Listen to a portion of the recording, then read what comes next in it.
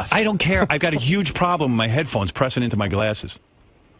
We were in the middle of a phone call. He barreled He into doesn't know what goes on here. He barreled supposed into to the office. stand there like a goddamn robot. I agree. We haven't had one incident here in 4 years. He's security. He's got the cush job of a century. Just shut your fucking mouth. I like about Ronnie. me, about my glasses, about anything. Oh my God! I think I'm gonna be tour guide. Who's he to compare his glasses to yours? Shut up, He Sal. got his glasses at Sal, Ann Taylor. Sal, you're an asshole. I like Ronnie best when he sleeps in Scott's office. Yeah. Which he was doing the other day, by the way. Well, wake him up when you see that. Well, at least he's not talking to anybody in the hall. We had a bunch of things we were going to make noise with, and then he woke up right when we got there.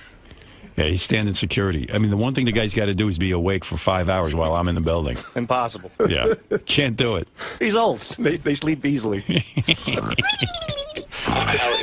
going on out here. What? What? I don't know. I just heard shit being thrown. Oh, no. And I heard the words, "Don't fucking touch me." Oh, no. Who touched who? What? What's he doing? It's JD patted to show what happened. Yeah, I patted his shoulder, and then he threw his walkie-talkie at me. Here we go again. He got to stop throwing things. You know, he could be, you know, at the point where he's too volatile. Yeah.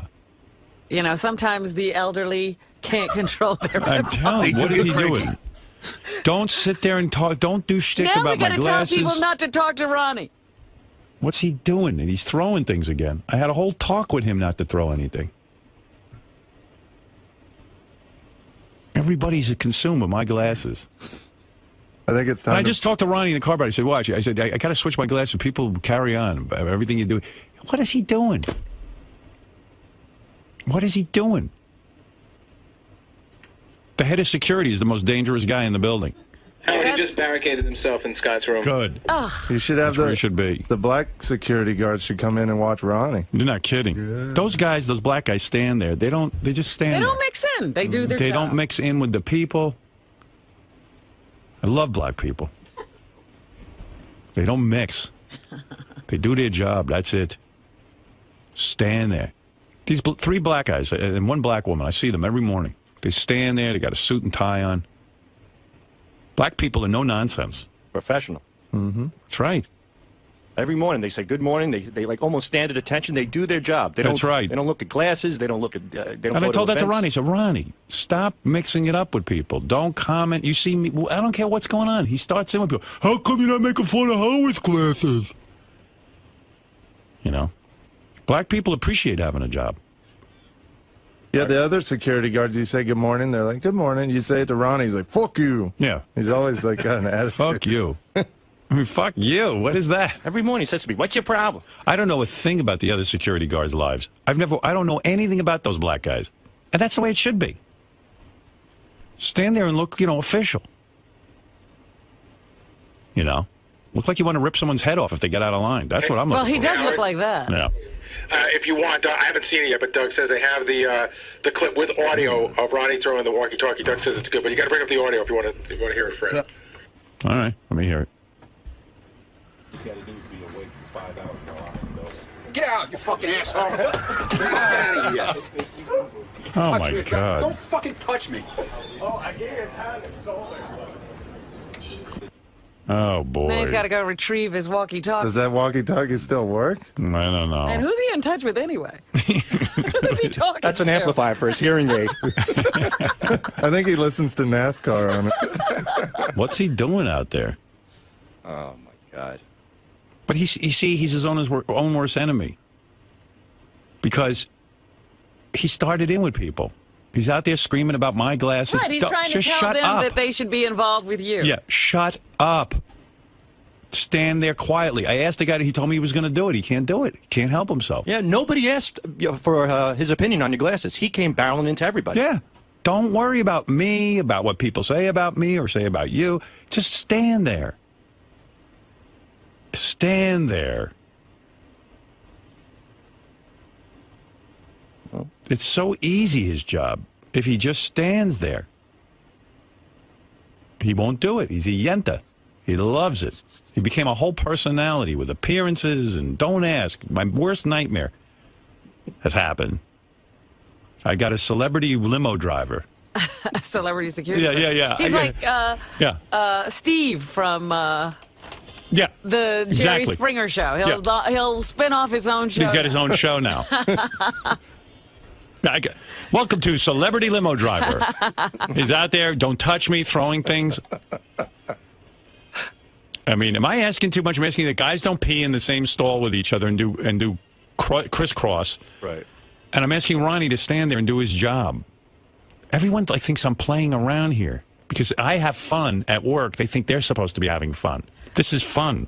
But you're still not doing the things they're doing. You're entertaining people. Right. They're playing with each other. I know. It's enough. I don't know. I mean, what am I supposed to do? Everyone becomes a whole personality, and all their personalities are vomitous. You know what I mean? Like, their personalities are horrible. One personality worse than the next. Yeah, I mean, these are personalities that should be suppressed. Are you talking about us, too? Yeah, of course. You two guys are complete morons. I mean, you don't even know what's right or wrong. It's like, it's pathetic. We've done a lot of dumb stuff for the show. That's good. Dumb is good. Think of dumb for the show, not dumb in the bathroom. Well, we would pee on the show if you'd let us. Yeah. Idiots. We know you'd pee on the show. You do it every day. No, but it's also like Ronnie thinks it's kind of funny to be this buffoon. And I just want a security guard that isn't a buffoon. It's like, I have a very serious agent. I don't want my agent to be like peeing with other guys and throwing walkie-talkies. You know what I mean? And then say, well, you do it. Yeah, you guys are supposed to be professionals, you know?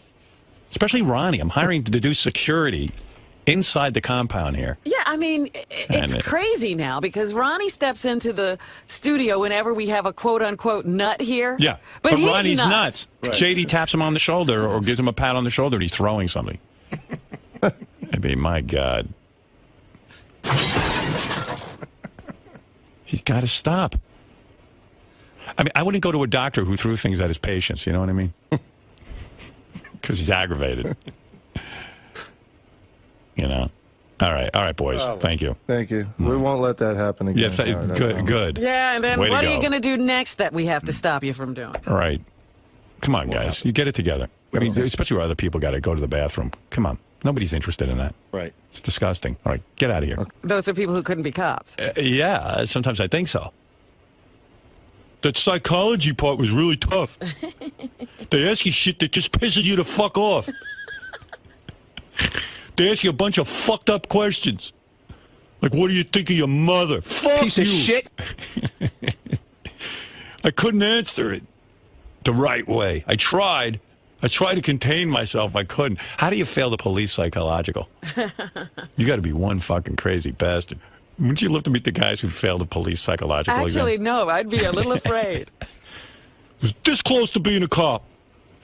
And I failed the psychological. Then this fucking asshole comes in there with his degree and fucking asks me a bunch of questions. Piece of shit. I think Ronnie once applied to be a cop. I'm not sure. I got to find out. Because there's no way he could pass the psychological exam. There's no fucking way. He is a power-hungry motherfucker. He's throwing shit. He's going berserk back there, I think. Where is he? You got it under control now, or what? What was that? Is he out of Scott's office? He had locked himself. This isn't one of those strip club appearances. He needs to calm down. It's a professional work area. I'm Scores Man, damn it.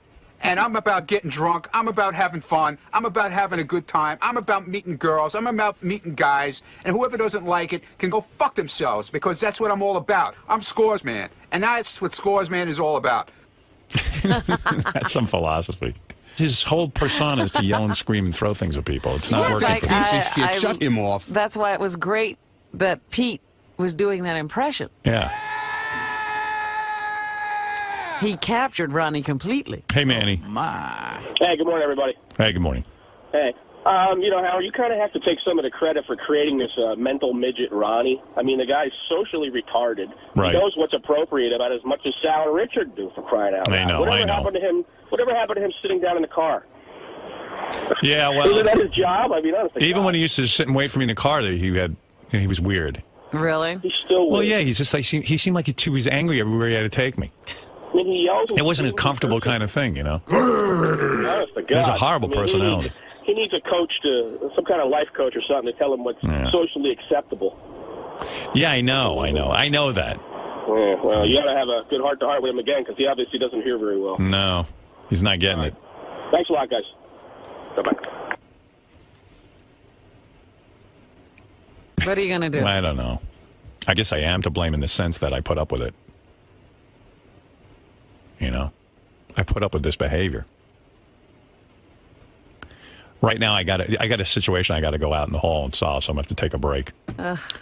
There's something else going well, on? Scott, the engineer's intern, is supposed to be archiving for me right now, which is we're desperately up a deadline for a history of Howard 4. Right. But Ronnie's locked him out of Scott's studio because Ronnie is carrying on like an asshole. So He's I got to go. baby. I got guys who have to work. I can't be part of this.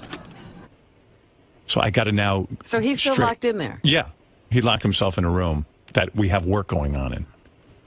His safe room, when he acts like mental, is Scott's studio, except I've got people who have to work in there. Do we have to consider Scott a hostage? The door just miraculously opened. Yeah, well, it better open. I don't have time to handle all this shit, Gary. Straighten this out right now. I mean it. Tell the guy, we got work going on back there. If he needs a safe room, use the fucking bathroom. No, not the bathroom. Use the green room or something. Isn't there like a slop sink closet out there? How somewhere? about not needing a safe room? He doesn't need a safe room. What's going on with you? Nothing. You throwing stuff? I wasn't throwing anything. I didn't I throw saw the anything at tape. him. What? I saw the tape.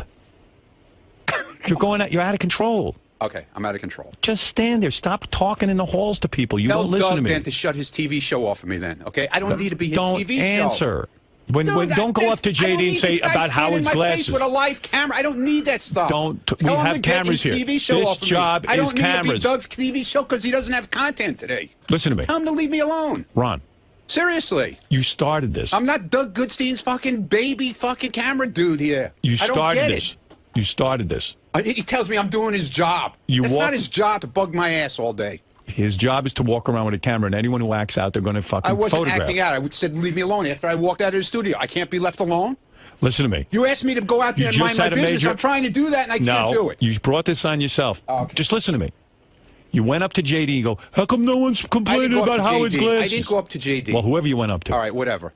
You can't do that. Yeah, Be like those black guys out there. Look, I didn't throw the thing at JD. It was just, I was giving Doug content for his TV show. I threw it on the floor. Okay. I didn't throw it at JD. Look, all right? watch the tape. I didn't throw it at him. Watch the Did it hit tape. him? Did it get anywhere near him? Yes. No. It went into the green room. Look. I don't want that. Fuck out of here. Okay?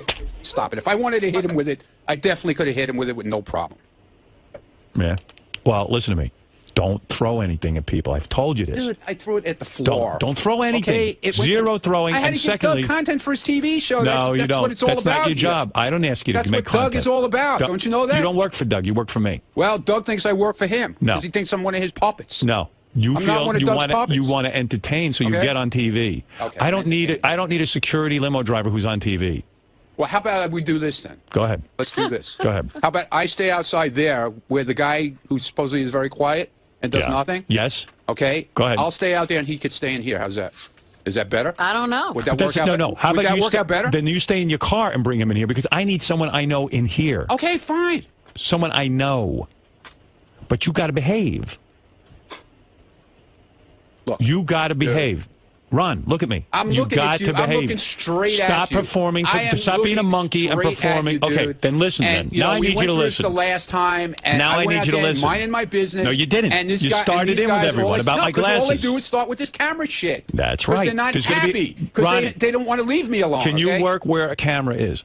Because there's going to be a camera I know there. where a camera is. Stop it. Can you work with a camera in around what you're doing? Yep. They don't have to follow me. There's no reason to follow They're going me. to follow if I'm standing everyone. there doing nothing. They follow everyone. If you're doing nothing, they'll get bored and leave. You're obviously doing something that's interesting to them. You're acting out. I'm sitting there. You can't admit you're acting out for the camera. You just said you feel pressure to have to act out I'm for not Doug's acting camera, out for the camera, because they're okay. light on content. Right. Okay. You don't have to be the No, content. that's not. You don't have to be the content. Just stand there and they will leave you alone. You're way interesting. You're throwing things. You're yelling at JD. You're carrying on about my glasses. Stand there. You're a pro. Whatever. You're an older man. Right. Did you ever take the police psychological exam? I'm not going to start with Did you? No, dude. Did you take the I'm not psychological? going there now. Don't I'm going to give it to you. I'm going to give you the police psychological you do exam. want, okay? Why are you starting in with people? I'm not. Enough. I'm done. Okay? No. I'm done. Are you stopping? Are you going to stop? I'm done. I'm done in here and I'm done out there. Okay. You're done. I'm done. Okay. Ronnie, talk to me for a second. Come on. No, you guys are That's done. what I deal with Go all back day. to your What are you boss. done with? Go back to your boss and tell him I'm not his puppet. Goodbye with the camera. Okay. I'm busy straightening You're not everyone gonna- out. If I you're could not put my gonna brains in their camera head, anymore? then there'd be no problem. Okay? I'm not your puppet, and I'm not They're your children. puppet. So go I'm away the with only your one who's sane microphone and around Go away here. with your thing. Excuse Goodbye. me, That's it. I'm not ranting and raving in the No. halls anymore. I've seen odd behavior. I used to, but I stopped. Right. Well, you're able to control yourself, evidently. You know? Fred seems to be managing to get in and out of work most I'm not days. throwing anything. I'm No, not you peeing mind on your own anybody. business. I mean, it's really not, I'm just asking Ronnie to be quiet. Just quiet down. Don't and then he's act out. telling you, then make this happen and that happen. You got to change the whole environment. Ever wonder for why? him. Yeah, exactly. You ever wonder why Will is never on Howard TV? Did you ever wonder? No, it never occurred to me. You want to know don't why? Think about him. Because Yeah. he's not interesting. Right. He just stands there and does He his does stupid his job. Yeah, he's doing his job. That's Right. the answer.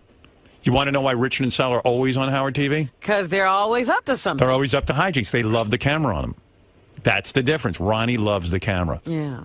I mean, Scott's not on. No. Ronnie and Scott are out there at the same time. Right. It's the crazies.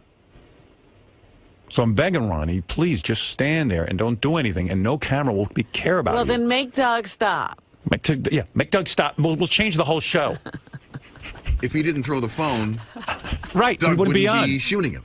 And Ronnie likes getting on camera. Right. I mean, he even betrayed himself. I'm doing it for Doug. Right. I thought your job was security, Right. not working for Doug. No, now he works for Doug. Well, get I the stand camera corrected. off me, because he's like a lab rat. He can't not do it if the camera's there. Right. Good Lord. Got to go get that cheese. I see a camera. I gotta go nuts. Yeah.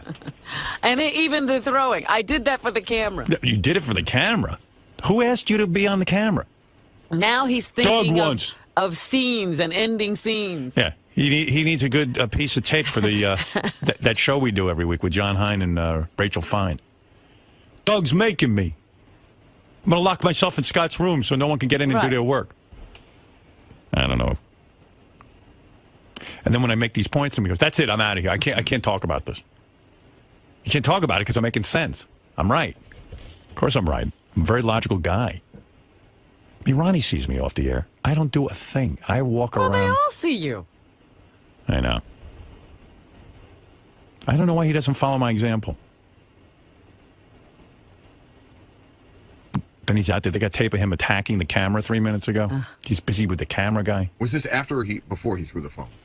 This is 3 minutes ago he started attacking. Go the camera. away. Oh, this is after he left here just now? Yeah.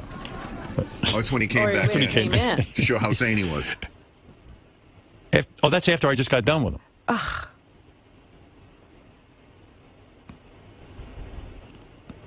Ay. I'll straighten it out, I hope, but I don't know if I can. Good luck. Well, Why do mean, I how- have to be the boss? how Well, isn't many this Tim's times- job to straighten everyone How out? many times are Yeah. you going to straighten it out? All right. I'm taking myself out of it. Tim's the I don't boss know. of I don't everyone know. now. I don't know. Everyone thinks I'm the boss. Tim is the boss. Because obviously they don't listen to you. No. Tim. Why am I in charge of Ronnie? Tim is coming back, I think, Howard. But he was. I heard about the hallway. He's like, Ronnie, you're out of control. This is the greatest show on earth. Tim said that? He did when Ronnie walked in and hit the camera. He said, "Hey, you're out of control." All right. I'm no longer in charge of Ronnie. Please give me a break. Yeah. Nobody wants to be in charge of Ronnie. You're in charge of Ronnie from now on. Handled. Thank you. I don't want to. Hey, Tim. I don't want to be in charge of anyone. You know what I mean? I'll take care of it. Any personnel. I'll take care of it. I just want to be like a disc jockey who comes in and No hangs worries. out, does his show, and then I told leaves. you. Okay. So when you find Right. out that Sal and Richard have been peeing on the seat of the toilet, handle it. I've already talked to him. All right. Good. Yeah, I don't want to be the boss anymore. Like, I'm really not the boss. Well, I'll handle it. Don't worry. Really? I now have the tools in order to take the weight off. Poor Tim.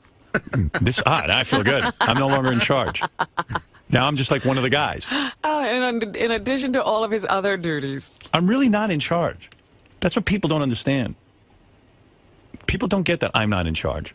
I just work at Sirius like they do. But, I love that the attitude, I'm sure, of Richard and Sal is that Howard's going to love this when they do I know. I don't When love he that. hears this, he's going to love it. I love when they do a phony phone call or they write a bit or something. That's what I love. You know, it's crazy. Everybody around here is nuts. You know, I can't. My head's going to explode from this. I mean, I come to work and it's like it's a daycare center in here. Yeah, I'm solving everyone's problems every minute. I can't do this anymore. Trying to make these people behave. This is why I'm getting out of the business. I'm not paid to babysit. They have us locked in here. It's not to keep us protected from the outside. It's protecting the outside from us. I know. I'm running a business. I'm in the Howard Stern business, not this other bullshit. The other security guards' lives. I don't know anything about those black guys. And that's the way it should be. Stand there and look, you know, official. You know? Look like you want to rip someone's head off if they get out of line. That's what I'm looking for. Well, he does look like that. Yeah. If you want, I haven't seen it yet, but Doug says they have the clip with audio of Ronnie throwing the walkie-talkie. Doug says it's good, but you got to bring up the audio if you want to hear it, Fred. All right, let me hear it. Get out, you fucking asshole! Get out of here! Oh Touch my me, God! Don't fucking touch me! Oh, I gave you a pat and sold it. Oh boy! Now he's got to go retrieve his walkie-talkie. Does that walkie-talkie still work? I don't know. And who's he in touch with anyway? Who's he talking That's an to? amplifier for his hearing aid. I think he listens to NASCAR on it. What's he doing out there? Oh my God. But you see, he's his own worst enemy. Because he started in with people. He's out there screaming about my glasses. Right, he's trying to tell them that they should be involved with you. Yeah, shut up. Stand there quietly. I asked the guy, he told me he was going to do it. He can't do it. He can't help himself. Yeah, nobody asked for his opinion on your glasses. He came barreling into everybody. Yeah. Don't worry about me, about what people say about me or say about you. Just stand there. Stand there. Talk with him not to throw anything. Everybody's a consumer. My glasses. I think it's time. I just talked to Ronnie in the car, but I said, watch. I said, I got to switch my glasses. People carry on. Everything you do. What is he doing? What is he doing? The head of security is the most dangerous guy in the building. Howard, he just barricaded himself in Scott's room. Good. You should have That's where he should be. The black security guards should come in and watch Ronnie. You're not kidding. Yeah. Those guys, those black guys stand there. They just stand there. They don't mix in. They do their job. They don't mix in with the people. I love black people. They don't mix. They do their job. That's it. Stand there.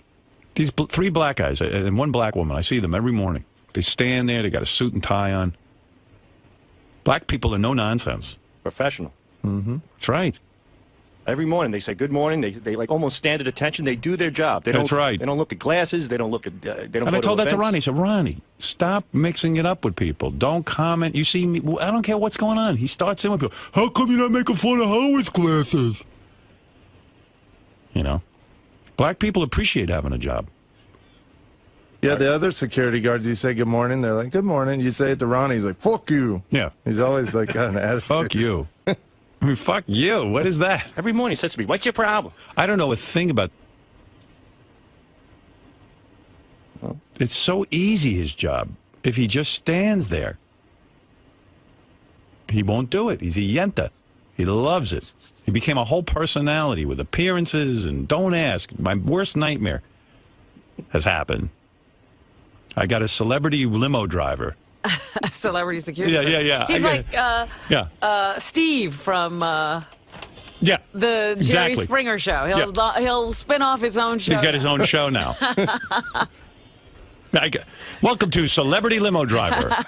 He's out there, don't touch me, throwing things. I mean, am I asking too much? I'm asking that guys don't pee in the same stall with each other and do crisscross. Right. And I'm asking Ronnie to stand there and do his job. Everyone thinks I'm playing around here because I have fun at work. They think they're supposed to be having fun. This is fun.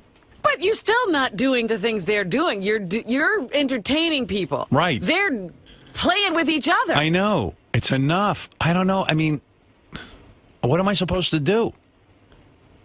Everyone becomes a whole personality, and all their personalities are vomitous. You know what I mean? Like their personalities are horrible. One personality worse than the Yeah, next. I mean, these are personalities that should be suppressed. Are you talking about us too? Yeah, of course.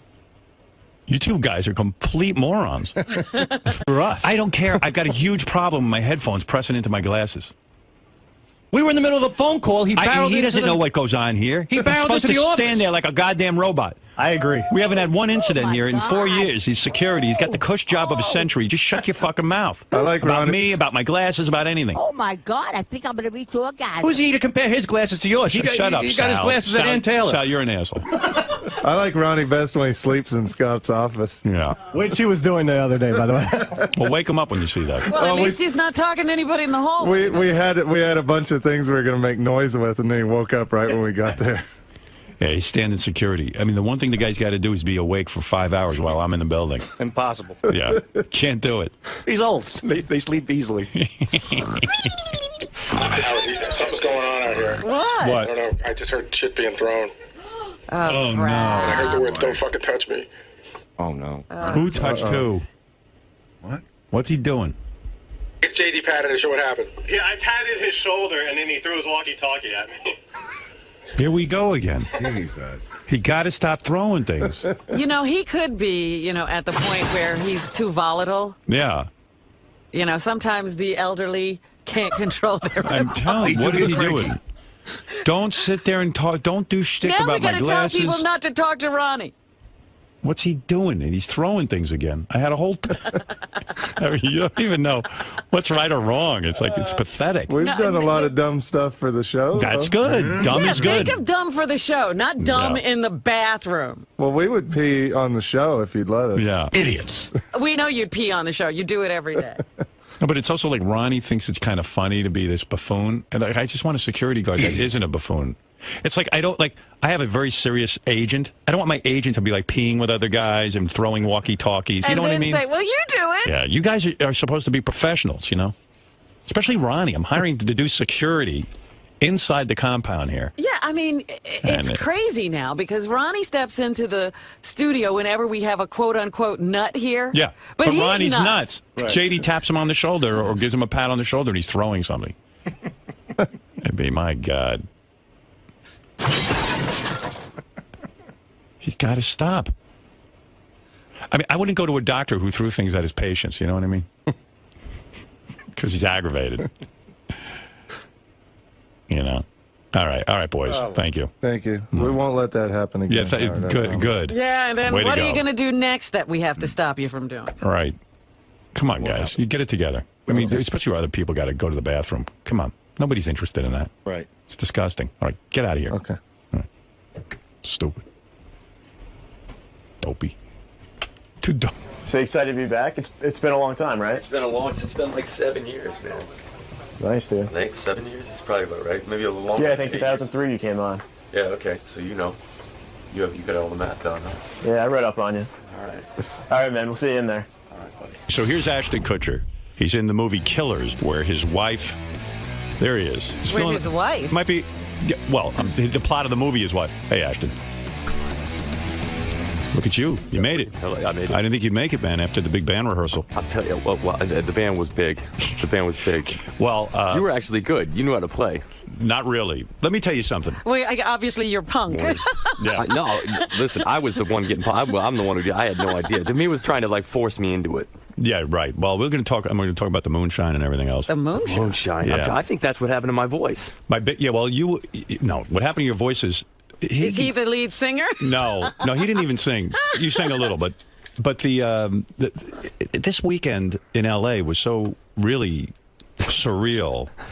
But the reason he's not feeling well, you're not feeling well. I'm losing my voice. The reason he's losing his voice is he went to Jimmy's party. Yeah. And we partied pretty heavily. Then him and his wife go out to play pool somewhere. Where? At Soho House? The Soho House. Yeah. It had to be. What time did you get to sleep? 2:40. 2:40, and then you had to get on a plane and fly to New York. I mean, why am I the only one neurotic about sleep and that you have to get your rest? I don't know, Howard. You know what I mean? We slept for like 5 hours. Yeah. Well, to me, that's nothing. I have to have rest, and people are running around and going crazy.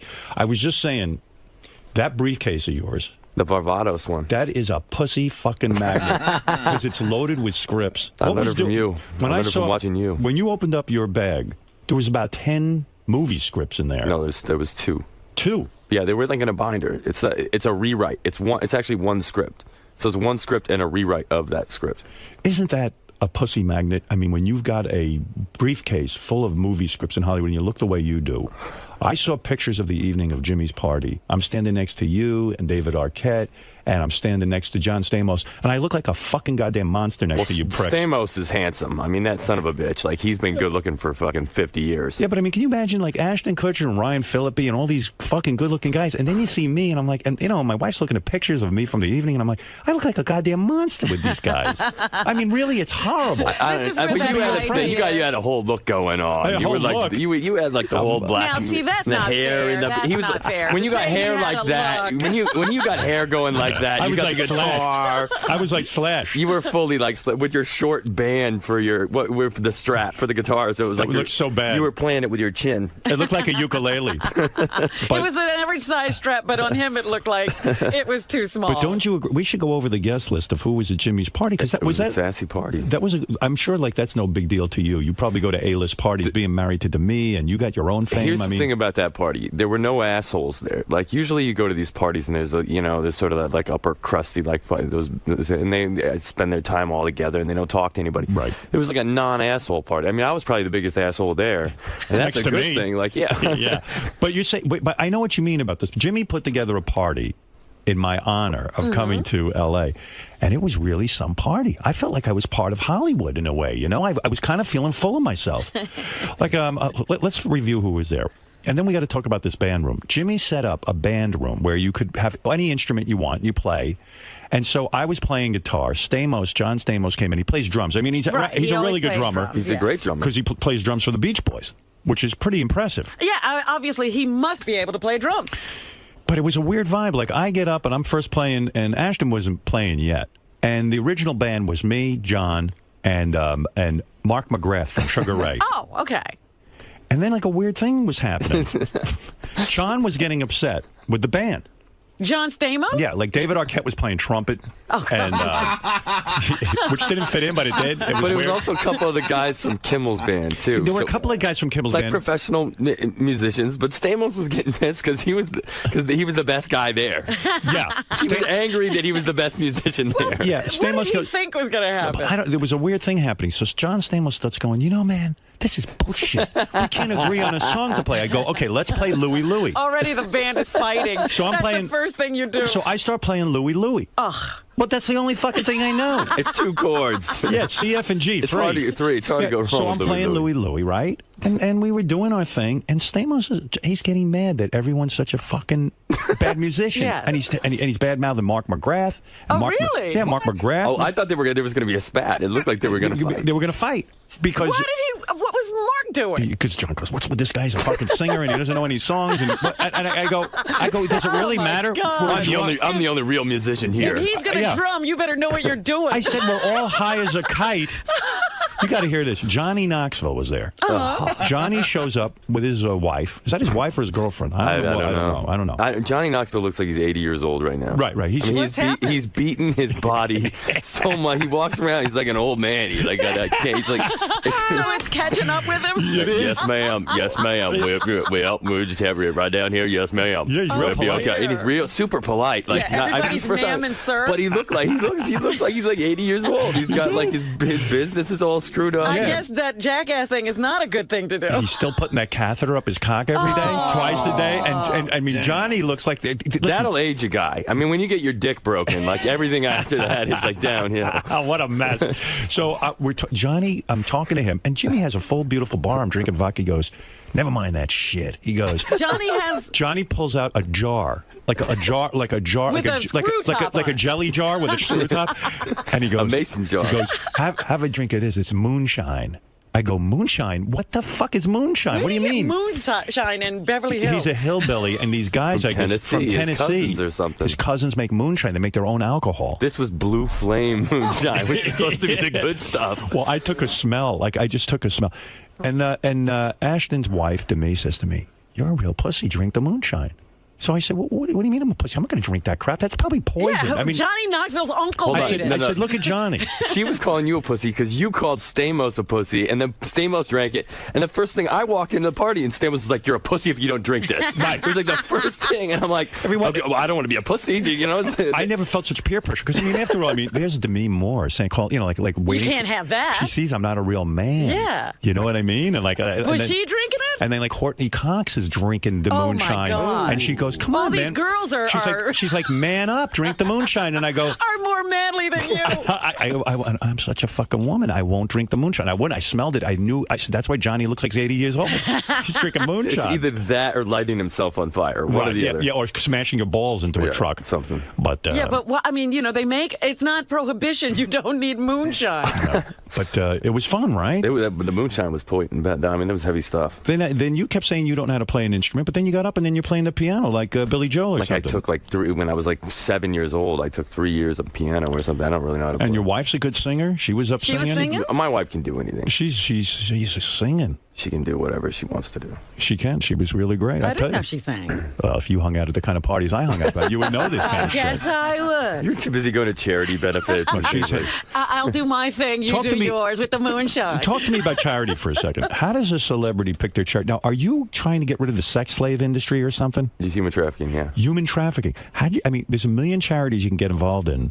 Why the human trafficking and sex slaves? I saw this thing on like one of those like 48-hour special thing, Nightline or whatever, and it was these like 6 and 7 year old girls in Cambodia, right? That were working in these brothels, and these grown men were going in and sleeping with the 6 and 7 year old girl. And this is not really morning talk, but it was just so disturbing to watch, to see what was happening with these kids. And I started researching, and I found out there's twice as many slaves in the world today as there were when Abraham Lincoln signed the Emancipation Proclamation. Wow. I didn't even know that. And it's like a $32 billion industry. So you got involved with that? Yeah, because Robin's involved with every fucking charity but that. Isn't Denise involved with something called like the Rebecca...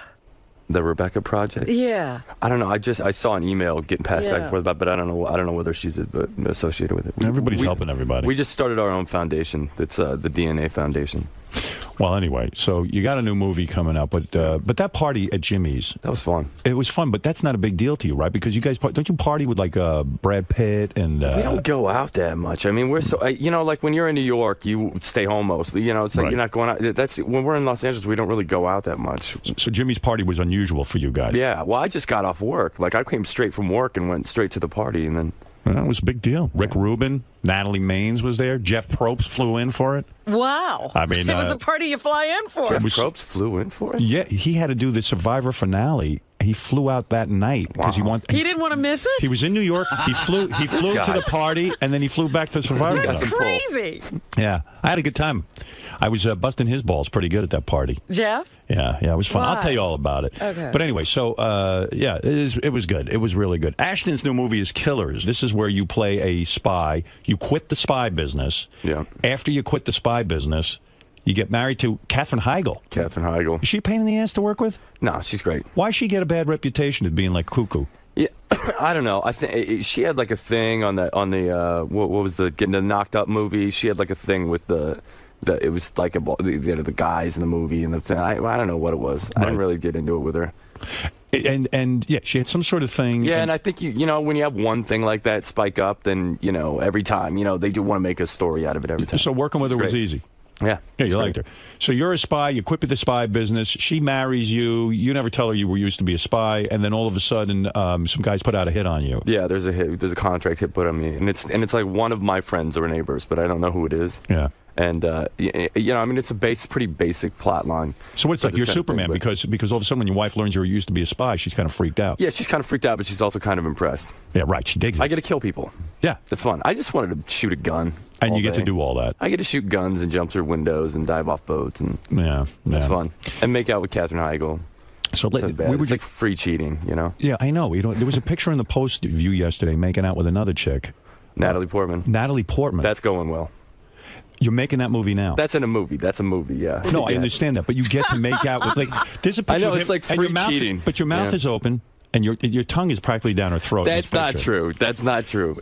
It might be touching a little, but not down her throat. Isn't that tough on your marriage? I mean, you're constantly fucking making out with other chicks. She does it too. I know, but I mean, Jesus Christ, between the two, do you get jealous when you see your wife in a movie or you're doing this? I get a little jealous, but she's just good. She's good with it. I don't know. She's okay with it. How's the marriage going? Great. How's the sex? Amazing. Are you having as much sex as you used to have? Yep. No kidding. Still goes down. After all these years? 7 years. What is the secret? To you Lots and to me, of sex. Is that true? Yeah. Do you instigate it mostly? It's mutual. How do you instigate it? Give me some tips here. How do you keep it fresh? Sexting. Sexting. Yeah, the texting. But you're sexting. big with that. Oh yeah. And you write her dirty messages. All day long. You don't send pictures. Oh yeah. Oh, really? But just across the text of your cock. Yeah, whatever. Yeah. Sure. You send to me pictures of your penis. Penis. Not the penis. Penis. Not necessarily that. Sex turn out. No, I think you have to just be like, just wait till I get home. I'm gonna ruin you. I'm gonna ram it into you. I'm gonna ruin you when I get home. Really? Yeah. And then you do it. Yeah. You get home and you actually follow through. Yeah. Will she put on outfits and stuff for you, or? Nah, we don't do all that business. No. You get in the room and you get down to business. Yeah, just get her done. Do you think you got enough fucking out of your way? You got married very young. How old were you when you got married? Nah, I wasn't. I was 25. 25 when you got married. That's not that young. I'm from Iowa. People get married in Iowa when they're like... That is true. But you 13, so he really 12. waited. It's like Romeo and Juliet. When you were young, I mean, how old were you when you started modeling? 19. Modeling's a nightmare? Well, it's not. I mean, it's hard to feel good about yourself when it's like Howard would feel really good. I would feel great if someone would pay me. But it's not a whole lot of earnership there. You know what I mean? My wife has said to me, she said when she used to work with male models, it's a very, very strange career. For women, it's not such a stigma, but for a man, it's kind of weird that because you're really not doing a lot. It's like getting a jigsaw puzzle that's already put together. Right. You can't feel really good about what you've done there. Like that's just what it is. Did you do the runway and all of that? Yeah, Oh boy. Oh, no kidding. Oh yeah. Imagine the pussy you got when you were doing that. It didn't ramp up. It's hard to be like, because part of it's like what you do for a living. The girl, it's like, oh, I'm a male model. Like, it's not like really like girls aren't like, oh shit, I'm going for that. Girls are turned off to male models. They don't see them as ambitious. There you go. Right. I don't think it wasn't that. It wasn't like flowing then. So when you got that job on TV. That helped. That was like, thank God. Yeah, that helped. I'm done with that. That helped. And you were a badass growing up, right? I mean, you robbed a store or something? What did you went to jail or something? Yeah, I had like a third-degree burglary thing. What kind of a store was it? I broke into high school, like my school. It wasn't like... The school store? No, just the school. You broke into school? Into the school. Crazy. I want to get out of school. I was, we were trying to rob stuff out of the school. And you were trying to rob... I actually did something like that. What is there in school that you want? Come on, they got all kinds of stuff in there. What do they got? Pencils? Equipment and electronical stuff. My cousin was like trying to break into the soda machine and try it. Yeah, they got free yearbooks. Yeah, they got vending machines in there. Let's go. Yeah, they keep it all in there. When you got married, you did a Kabbalah ceremony, right? Yeah. Are you still into that? I still study it a little bit, yeah. But the me's more into it. We're both into it, kind of equally. You're not wearing your little bracelet. Where's your red string? Oh, no. I'm doing a movie right now, so I can't really wear it. Well, but Demi doesn't wear it. Yeah, she does. I don't see I mean, I looked her over. I didn't see any red string? No. Maybe it fell off. I don't know. So when you get married in a Kabbalah ceremony, what is that? I mean, is that like a Jewish ceremony, or is it something? Yeah, basically. You step on the glass. Who's that guy? That's your rabbi. This is the actual ceremony. Wow. Nice.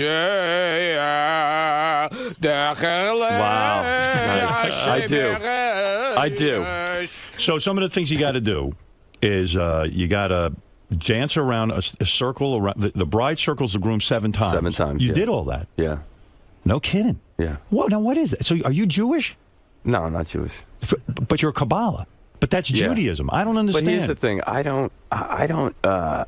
think religion's kind of awful. Yeah. I think that there are probably more wars created because of religion than peace that's actually ultimately created. Yeah. And so it doesn't preclude me from studying spirituality. Like I believe there's a God, and I believe that part of that's within us, and I think I have a soul, and so I try to stay grounded through spirituality. Right. So but I don't like to follow all the rules and do. You just like learning about it. You feel spiritual, and that's it. And that's as far as it goes. Well, it's all it's like do unto others as you want unto yourself, and everything else is sort of kind of how-to book. So when you're making a movie with Natalie Portman, I was obsessed on this picture because I'd like to make out with her too. She's cute, right? Yeah. She's super cute. She's like 5 foot something tall though. Like I stand next to her, we look like we're different species. Yeah, how tall are you? I'm 6'3", but she's like we have like a really weird height thing going on. When you do a love scene with her, do they put her on a box or something to make I her haven't done it yet. I haven't done a love scene with. I had to kiss her. I had to kiss her in the scene, so we were just standing there, you know. Right. But I had to like lift her up to even kiss her. Do you get turned on at all? Let me be honest. No, well, I mean, in a scene like that, in a sex scene? Yeah. Did you have sex scenes with Katherine Heigl in your new movie? No, I don't have a sex scene with her. Nothing. No kissing, nothing. There's like kissing, but not like a sex scene. Nothing, nothing hardcore. No, like I kiss her boobs or something. You kiss her boobs? Yeah, just like, you know. Just kiss them. Kiss her boobs. How do you write that into a script? See, that's why Hollywood marriages can't last. They've been doing pretty well. Tough, yeah. Well, we're doing great. Well, how do you know if they're doing well? They're still together. I'm just counting years. I mean, at the party, you guys seem super tight. Yeah, she's my best friend. Yeah. Yeah. She got up there. She encouraged you to get up and play with the band. You were being kind of shy. And wow, because I don't know how to play an instrument. I don't know how to sing. No, come on. You were like jamming out songs on the... Man, I felt like I was on top of the world, man. Look who I'm jamming with. All these fucking Hollywood people. He's ready to start a band again. Yeah. We might start a band. I might actually go book it on a talk show. See, now that would be one of those vanity projects, right? Where you have all your buddies who have names, and then everybody would just go and because we do it was Louie. you guys, and then they listen to this bad music. So when you're on this set, it's like when the bands break apart and then different factions of those bands try to get back together and form that new band, like the Revolver. What is that, Revolver? Revolver. Yeah. Hey, so if you're on the set with Katherine Heigl, you don't get physically attracted to these? I don't understand how it works. Nah, you just don't. But they're also telling you, like, okay, I want you over here. I want you to, it's like square off to the camera a little bit more. But you get actual boners and stuff, don't you, when you're making out with Natalie Portman? I haven't gotten there yet. No wood. Well, I haven't done a scene that has taken it there. Well, you've worked with Cameron Diaz. It's not to say that you wouldn't in a sex scene with someone. Yeah, sure. I mean, you could. And so do you have to sort of detox after something like that? So you go home to your wife and you got to be like, oh, shit. Well, like when I was doing that movie Spread, like at the end of the day, there was like 7 days in a row that I had like sex scenes that I was shooting. Right. And then you go home and you just be like, I'm so over it. Like it's like it was just like enough. I can't even have sex. Like I could imagine how a porn star would feel. No kidding. Like I think the porn stars would like get done at the end of the day and be like, I'm not interested. Yeah, you would think. Well, that I would understand. But I mean, you're working next to all these actresses and stuff. I just don't know I don't know how you go away on a movie set for 4 months or something, and you're hanging out with all these hot chicks, and you keep your marriage together. Well, it's quite remarkable. Like we'll go on location with it. We'll just go together. So it's like we're not apart. That's for smart. Very long. But that's a smart move. We have like a 2-week rule. We're never apart from each other more than 2 weeks. Right. You know what it is, though? The porn stars, when they make a movie, they're finishing. They're actually coming. And they're sick of sex. The problem is you'd have all this foreplay. Ramp up. Exactly. And then you got to be kind of curious. Do you ever find yourself, you go home like at the end of the day and then you're like thinking about Katherine Heigl, what it'd be like to fuck her? No. You don't? No. You can't admit that anyway. What do you mean? Oh, I mean, because you can't. You could admit it. You could. Would you say that if your wife's your best friend, can you sit there and say, "Shit, I just did a love scene with Katherine Heigl, and you know what? I was getting a little bit turned on." Can you tell her that? Can you be that honest? Yeah. No kidding. I can't. Yeah. I can tell. She's like my best friend. Yeah. So I got to be able to tell her everything. Well, that's pretty good. Now, when you got married, are you on bad terms with your family? When you got married, you didn't have your family there. You didn't bring. No, my family was there. Was your brother there? You have a twin brother. My brother wasn't there. How come your twin brother isn't there? Because my brother was married to a woman that was like when they got divorced, sold all these stories to the tabloids. Yeah. And so I didn't want her coming and selling stories to the tabloids. So did you tell your brother that? And was he pissed off at you? He was upset that he wasn't there, and I'm bummed that he wasn't there because I wanted him to be there. But I was like, I can't invite your psycho ex. I can't have I don't want the whole world knowing about what's going on. And that didn't cause a tremendous rift between you and your brother? No. Because at the time he was in love with this woman, and Yeah, but I told him that she was a psycho. That woman. But now they're divorced. Yeah, it's done. It's done. Yeah. What does your twin brother do? Yeah, and does he? He sells 401k accounts. No kidding. Yeah. Does he look exactly like you? No. You're fraternal? Never fraternal. He's blonde hair and blue eyes. Is he good looking like you? I think he's a handsome guy. Is he as handsome as you? I think he's a good looking guy. I mean, is he as handsome as you? I don't think he's as handsome as me. Is there jealousy between you and your brother? I mean, you're this big star. You're married to Demi Moore. You're making fucking movies. You got tons of dough. I mean, is there tremendous jealousy? No. No? No, there's not. You know what? My brother's a great guy. I wish I was as good of a guy as my brother is. No kidding. He's a great guy. So you're close? Yeah. Oh. Where does he live? He's still out in... He lives in Iowa. Iowa? Yeah. I don't see him enough, but... When's the last time you saw him? A couple months, like a month and a half ago or something. Right, because he's in Iowa. How the hell are you going to get out there? Yeah, you're not going there. Yeah. It's not like I have a business meeting in Iowa. Like, well, right. You just dropped by. I was in the neighborhood. Yeah. But, I mean, it's got to be strange for you to be like a young guy. You've hosted Saturday Night Live. You had television shows. You had a modeling career.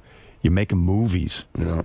It's just an incredible life, right? Kind of heady. It's pretty good. How do you stay level? Like, are you mean to people at all? Do you lash out at people? Are you? I mean, in other words, have you gotten carried away with yourself? Or are you staying grounded? Well, that's you seem very grounded to me.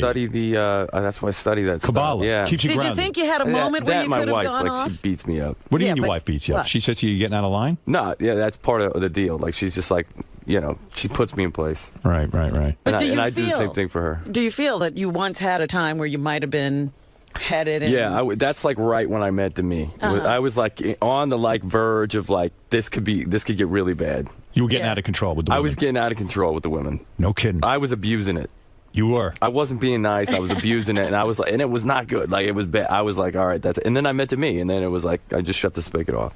No kidding. Yeah. You knew it was right. It could have gotten bad.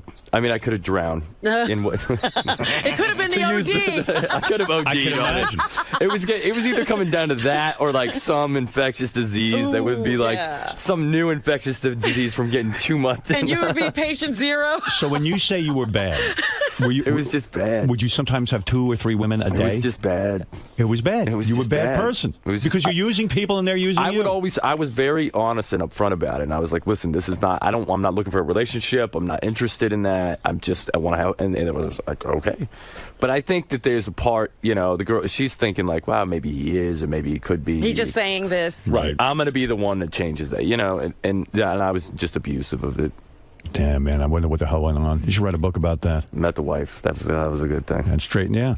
Just save my ass from. Where do you meet her? How did I that met her go through down? a mutual friend. And she walks in the room. Yeah. And she probably thought you were a douchebag in the sense that she did. You're probably going to try and fuck her and leave her. I was trying to do that. You walk in the room, 𝗵𝗵 was there, and you're instantly attracted. Yeah, well, I was like taking a shower, and it was like her and a buddy of hers that was a friend of mine that I was trying to hook up with also. And it was bad. I mean, I'm going to be honest about it. It was bad. Hey, if I was you, I'd be bad too. She knew. And then I like went. I was like taking a shower and getting changed, getting ready to go out. And I came out without my shirt on. And 𝗵𝗵, like, good move. 𝗵𝗵 takes the piss out of me immediately and is like, when we said we liked your haircut, we didn't. And so then I'm like, okay, great. Now I'm the asshole. So then I walk and I get dressed and I come. And then 𝗵𝗵 was like making a phone call to her youngest daughter, who had like an art project or something to do, and I heard her outside the door talking to her daughter, and I was like, I want to be with a person like that. Because she seemed grounded and... Just based on the way she was talking. And then I said, I need to talk to you later. And then that was it. And then we just spent the rest of that was it. Yeah, but she probably thought, I'm not going off with you, because she's probably looking at you like, you know what, you're just interested in fucking. So that's what she said. She said, if you just want to talk, yes. And I was like, yeah, I just want to talk. But meanwhile, you wanted to fuck. Yeah, of course. But then I went, and then we just talked. You did? Yeah. You weren't an animal. No. Well, I couldn't Did she be. think it was She was like closing off. She was like, the door was shut. Nothing was happening. Did she think that was a move when you walked out in your towel? Because you're a good-looking dude. Yeah, it was a move. You're a muscular. It was. She knew it was a move. Yeah. You mean you walked out in your towel on purpose? Oh, on purpose. You knew you looked good. Yeah, I was like, that's a great move. If I looked like him, I'd be nude. I'd walk around with my schlong out. I hope you have a small dick. Nah, you got a big penis. No, I'm not like in demand. You know what I mean? It's not like but you have a good size. You're as big as that Starbucks. You're as big as the Starbucks coffee cup. No. What size is that? No, it's not. I'm not like working the 𝗵𝗵 mocha. So your move is when you were seducing a woman, you walk out in a towel. No, that wasn't my move. That happened to be the move that. You know what that move. You know what my move is? I walk out in a ski parka. That's it. I keep everything covered up. It's unbelievable. And then she probably didn't really want to take you seriously romantically, because she knew she didn't. You're a womanizer. Yeah. There's no way you're going to be a serious contender. There's no way you're marriage material. And you had to prove to her that you loved her. How was it? How did you prove it to her? I don't know. You just hung in there. Just hung in there. And then you get the fuck. I just shut everything else off and then focused on just this is the person I want to be with. How many weeks does it take for you to get into 𝗻𝗵ici's pants? It took a while. A long time. It took Even a while. for you. It took a while. Weeks, months? What? It took a while. How long? It took a while. I don't know. More than a month? Not more than a month. Oh, good. All right. Because then you're losing your mojo. More than a month, then yeah, that wouldn't have worked out. Here's my prediction. First night you talk, second night you fucked. That's what I think. No way. She was not. Did you make out the first night you met her? Yeah, we made out. You made out? Yeah. Son of a bitch. Mm-hmm. Oh, that must But be are you great. seeing her like every day of that month? How often are you seeing her? What? She was actually she flew out. She left. She had to leave the next day. Right. Mm-hmm. But then her plane got stuck and didn't. And there was an issue with the. There was like a weather issue, so she couldn't leave. So she came back into town, and then we hung out a second night, 2 nights in a row. And then she left town for like a week. Ah, okay. But we were talking every day. Yeah, you should see these two little lovebirds. I'm sure. She was very supportive of him in this band that we were in. Well, you know what? Do you like being the poster child of, like multiple family? How that works together? Because, 𝗻𝗵ici's and Bruce are still good buddies. And Bruce was at the wedding. That I don't Yeah. fucking understand at all. I don't want him at my wedding. they're everywhere together. You were bummed by that. No. Really? He's a good guy. You don't care? I was at his wedding. Really? Yeah. Actually, Bruce was the rabbi. He married him. He performed the ceremony. Yeah, right. He's a good guy. Bruce is a great guy. Yeah. I hang out with Bruce any day. Yeah? With the wedding, when not at the wedding, it doesn't matter. Yeah. He's hilarious. Has he been on the show, Bruce? No. Bruce hasn't been on the show. He'd love the show. He's a fan, supposedly. No, Howard, he hates us, doesn't he? I thought he said he did like me. He said he had no problem with me. What happened? Why is your John riff? interviewed him once some years ago, and he got really mad. What did John do to him? Who knows? Hey, Ashton, so when you get married, when two powerhouses get married, and you're both wealthy people, do you do the whole prenup thing, or did you bang out a whole agreement? I didn't do it. She had more money than me. I didn't do a prenup. You didn't do a prenup? No. He did one. So there is no prenup? No, there's no No prenup. prenup. But now at this point, I mean, you're making tons of dough, so... I don't care. You don't? No, I don't really care. It's money, whatever. How's that all work, though? Everybody just pulls their money together? Who pays the bills? I mean, who pays the bills? How's that all work out? We have a joint account, and then we have our own separate account. Oh, you do? Yeah. Well, that's good. Yeah, it's whatever. It's money. And when you buy a house, who buys it? Yeah. We buy it together. Okay. But we have property that we each own from before. Do you split the electric bill? Yes. The movie's called Killers. Yeah. You're the spy. Yeah. Who reveals to his wife that you're a former spy. I'm a spy that reveals to my wife that I was a spy because people are trying to kill us, and we don't know why. Is it a comedy? Or it's a comedy. It's an action comedy. It's great. It's really, really good. I've seen it, and it's great.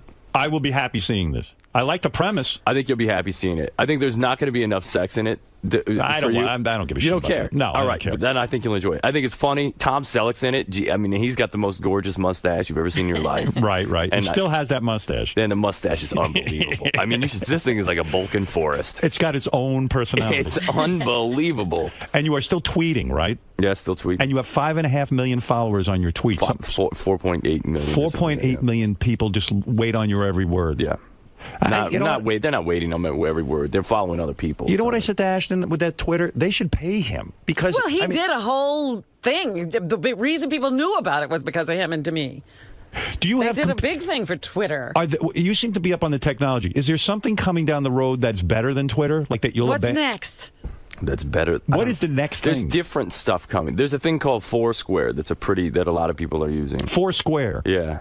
It's like you check into locations. Yeah. And then you can kind of create a crowdsourced Zagat guide. It's pretty good. And then there's a thing called Daily Booth. That's like it's like people talking but with pictures. I see. Kind of a big thing. So if you go on that, you could change. You literally made tweeting very popular. You were one of the pioneers of this thing, true? And really, you made it popular. You built a big business for them. Have they ever come to you and said thank you for being interested in tweeting? I mean, I would think they'd kiss your balls. I've met with them. They haven't necessarily said thank you. Does that bother you?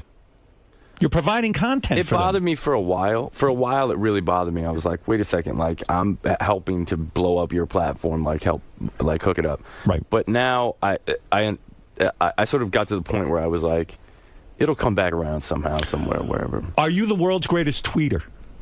Nah, there are people that put more entertaining stuff. Bit more, yeah. Robin is now involved, and it's very, very I'm not compelling. a good You like it? tweeter. You're not good at it. I'm about to get taken. I'm What's the about to deal? get knocked off of the pedestal. Oh, really? Yeah. Yeah. What's happening? He's really got to go. What are you doing this morning around the movie?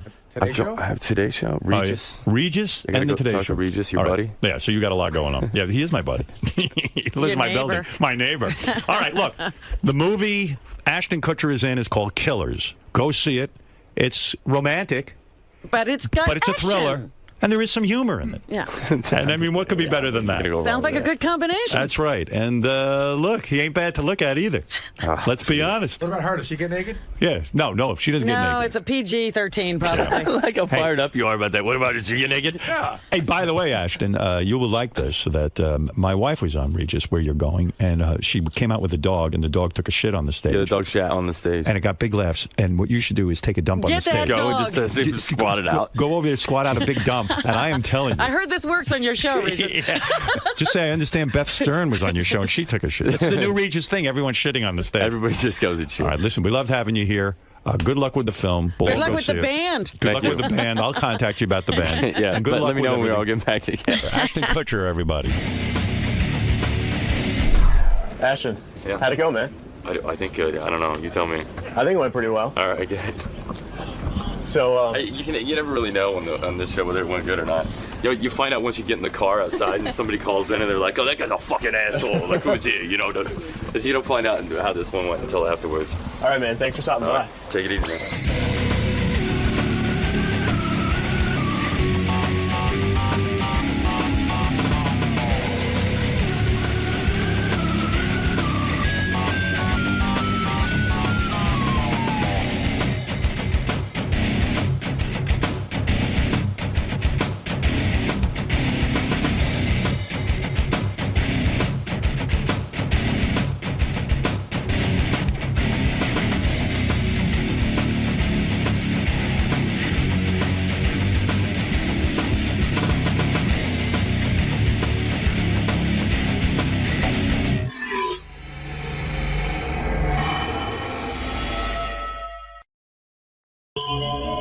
Back from L.A. My kind of town, that L.A. Yeah. You have no mic. Oh, that's because your mic's down, Robin. There's no way you That's what I was trying to tell you. Yeah, your mic is on, but I have it turned down off. Just trying to send you a subtle message. I got it. I just don't know what the message was. And my glasses are filthy. That time difference with L.A., boy, that wears me out. Everything wears me out, but it's really weird when I go out there because there's like a lot of excitement that I'm there. Well, I said it was like the Queen coming. Everybody was getting ready for you. TMZ did a report. We went out to dinner. We got there Thursday evening, late afternoon.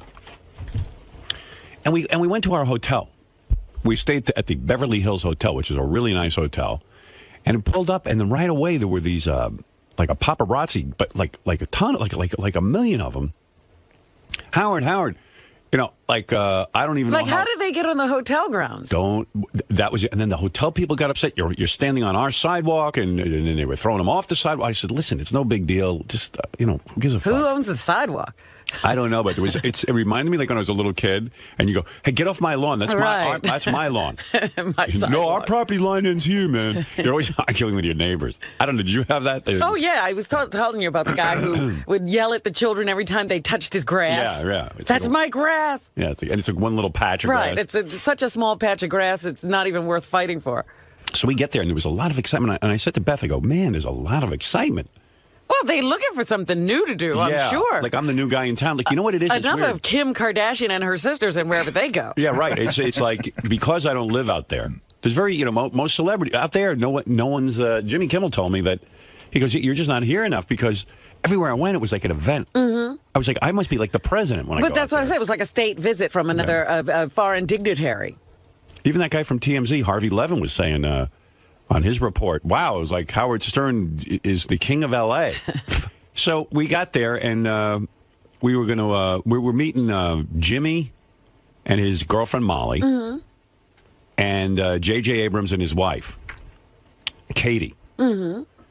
J.J. Abrams, who's been on our show, he did the Star Trek movie and the Mission Impossible movies, right? He's the guy who created Lost and all these shows. Yeah. And he's a good guy, and so we were all going to go out to dinner together at this place called Soho House. Okay. So we're driving, and then all of a sudden, there's all it was like being Lady Di. You know how they chase you? There was like 3 cars chasing us. So I said to the guy driving us, I said, "Listen, man, slow down. This ain't Let worth, them catch us. It ain't worth dying over." I said, "Let's just go." And I mean, what happens if they catch you? Yeah, I said, so you get out of the car, and these guys do not give up. Well, they'll take pictures, so who cares, right? Oh, yeah, it's not like you're with somebody other than your wife. What are they going to catch you doing? That's what Beth said. Beth said, it's not like we're dating, in secrecy. And it's not like you're cheating on your wife. I'm your wife. It's okay. I said, yeah, that's exactly how I feel. So, because really, what are you running from? I mean, okay, so some guys are going to take your picture. Big fucking deal. So I get out of the car.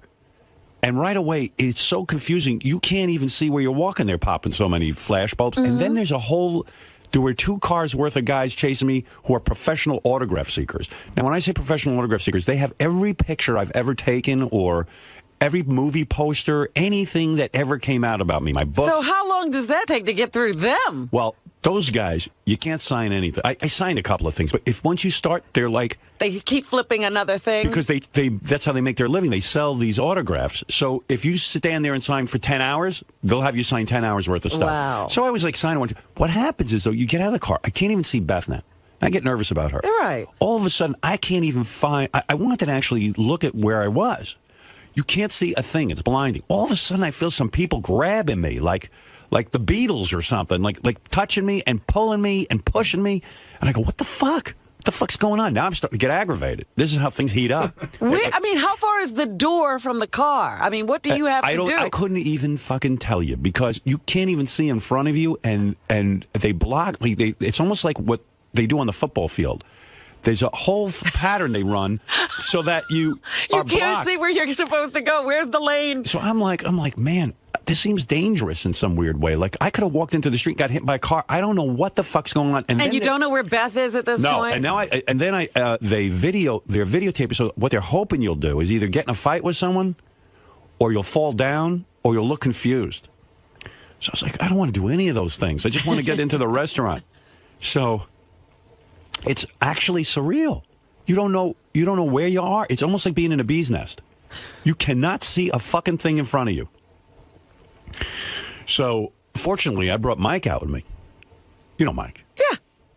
And he was helping us get in, but it was crazy. I started to sign a few things. I said, this ain't going to fly. I'm not signing any more that stuff. just makes more... And then they follow you around for the whole weekend because they know you're an asshole and you'll sign everything. And it's not like it's a fan saying to you sign something. From, like a woman. It's a guy with a bunch of... Yeah, like I went shopping and this woman came up. She goes, I'm a fan. Would you sign this for my niece or something? I said, yeah, sure. No big deal. But she doesn't come with another one and she doesn't have another niece. No. It's a whole racket, but it's really... I'm going to say dangerous because you don't know what the hell's going on, and they're hoping you'll get hit by a car. These guys, because then they'll be the ones who tell all the stories. Yeah, you have no idea if you're on the sidewalk. You don't know where the fuck you are. So we pull up, and now we're in a steakhouse, and by coincidence, I didn't even see him. Donald Trump had just gone in there with his wife, and so. The steakhouse is the wrong restaurant. Because I was going to say, what were you doing at a steakhouse? Well, it turns out this Soho House is 2 floors up. It's like a building complex. It's like who the hell knows what was going on? You think I know what was going on? So I walk in, I finally get in there, and it was like wacky. So the guy goes, do you have a reservation? I go, yeah. And they go, no, we don't have your name on here. I go, is this the Soho House? And they go, no, this is BOA, Steakhouse. No. So I go, oh, fuck, you're kidding me. I go, I don't think I can walk back out there. Yeah, like now you got to go back? That's crazy. And then you sound like you're crazy because you're like, well, the guy goes, well, your car's right there. I mean, I go, where? And they don't tell you. This must happen all the time. They don't tell you the Soho House is upstairs. And there is a way of getting up there. I guess they don't want to encourage that through their restaurant. They're pretending that restaurant doesn't exist. Yeah. So I go, did you ever hear of a place called Soho House? Oh, no, that's right upstairs. We can help you get up there. I said, thank you. Don't send me back out there. The whole thing is crazy, man. I don't know. It was wild. And I'm telling you, we pulled up to the hotel. These guys, there were so many guys out there. So now they're fighting over... How do they know where you are? I don't know. It's impossible that they would know. First of all, I'm registered under my alias. Yeah. Which you seem like a retard doing, but thank God we do that. And I don't even know how they. It was a private entrance. I don't even know how they. I don't know. It must be someone from the hotel knows I'm coming and tips them off. Oh. It was crazy. It was like right out of the Beatles' Hard Day's Night. And I guess if I was single and I had a new If chick you were with me, trying to impress somebody, it'd be another thing. I'd pay people to do that. That's right. You'd make this happen. You would say, come on, get a crowd out in front of the hotel so I can look important. And you know me, how cranky I am and everything. And I was just like, boy, this is weird. But, you just go with the flow. I was like, wow, okay. So that was dinner Thursday night, and that was pretty nuts. Mm-hmm. And then Friday, Beth was running around. She was on everything. She was on Jimmy Kimmel. Did you see her on Kimmel? No, I have to go get the YouTube now. She was really good. I missed it. I heard about it. Yeah. I saw a lot of comments about it. I'll tell you about the party that Jimmy threw. Yeah. I'm getting to that, but the funny thing is that Jimmy has a room where you can jam. Like, he's got all guitars and in his house. Yeah, he's got a whole like outdoor room. Like, I shouldn't say that doesn't make sense, but it's the room. It's a room that's not part of the regular house. Okay. All right, it's like a guest house, but he set it up for like if everyone wants to go play instruments. And he says no one ever plays instruments when he has this thing set up.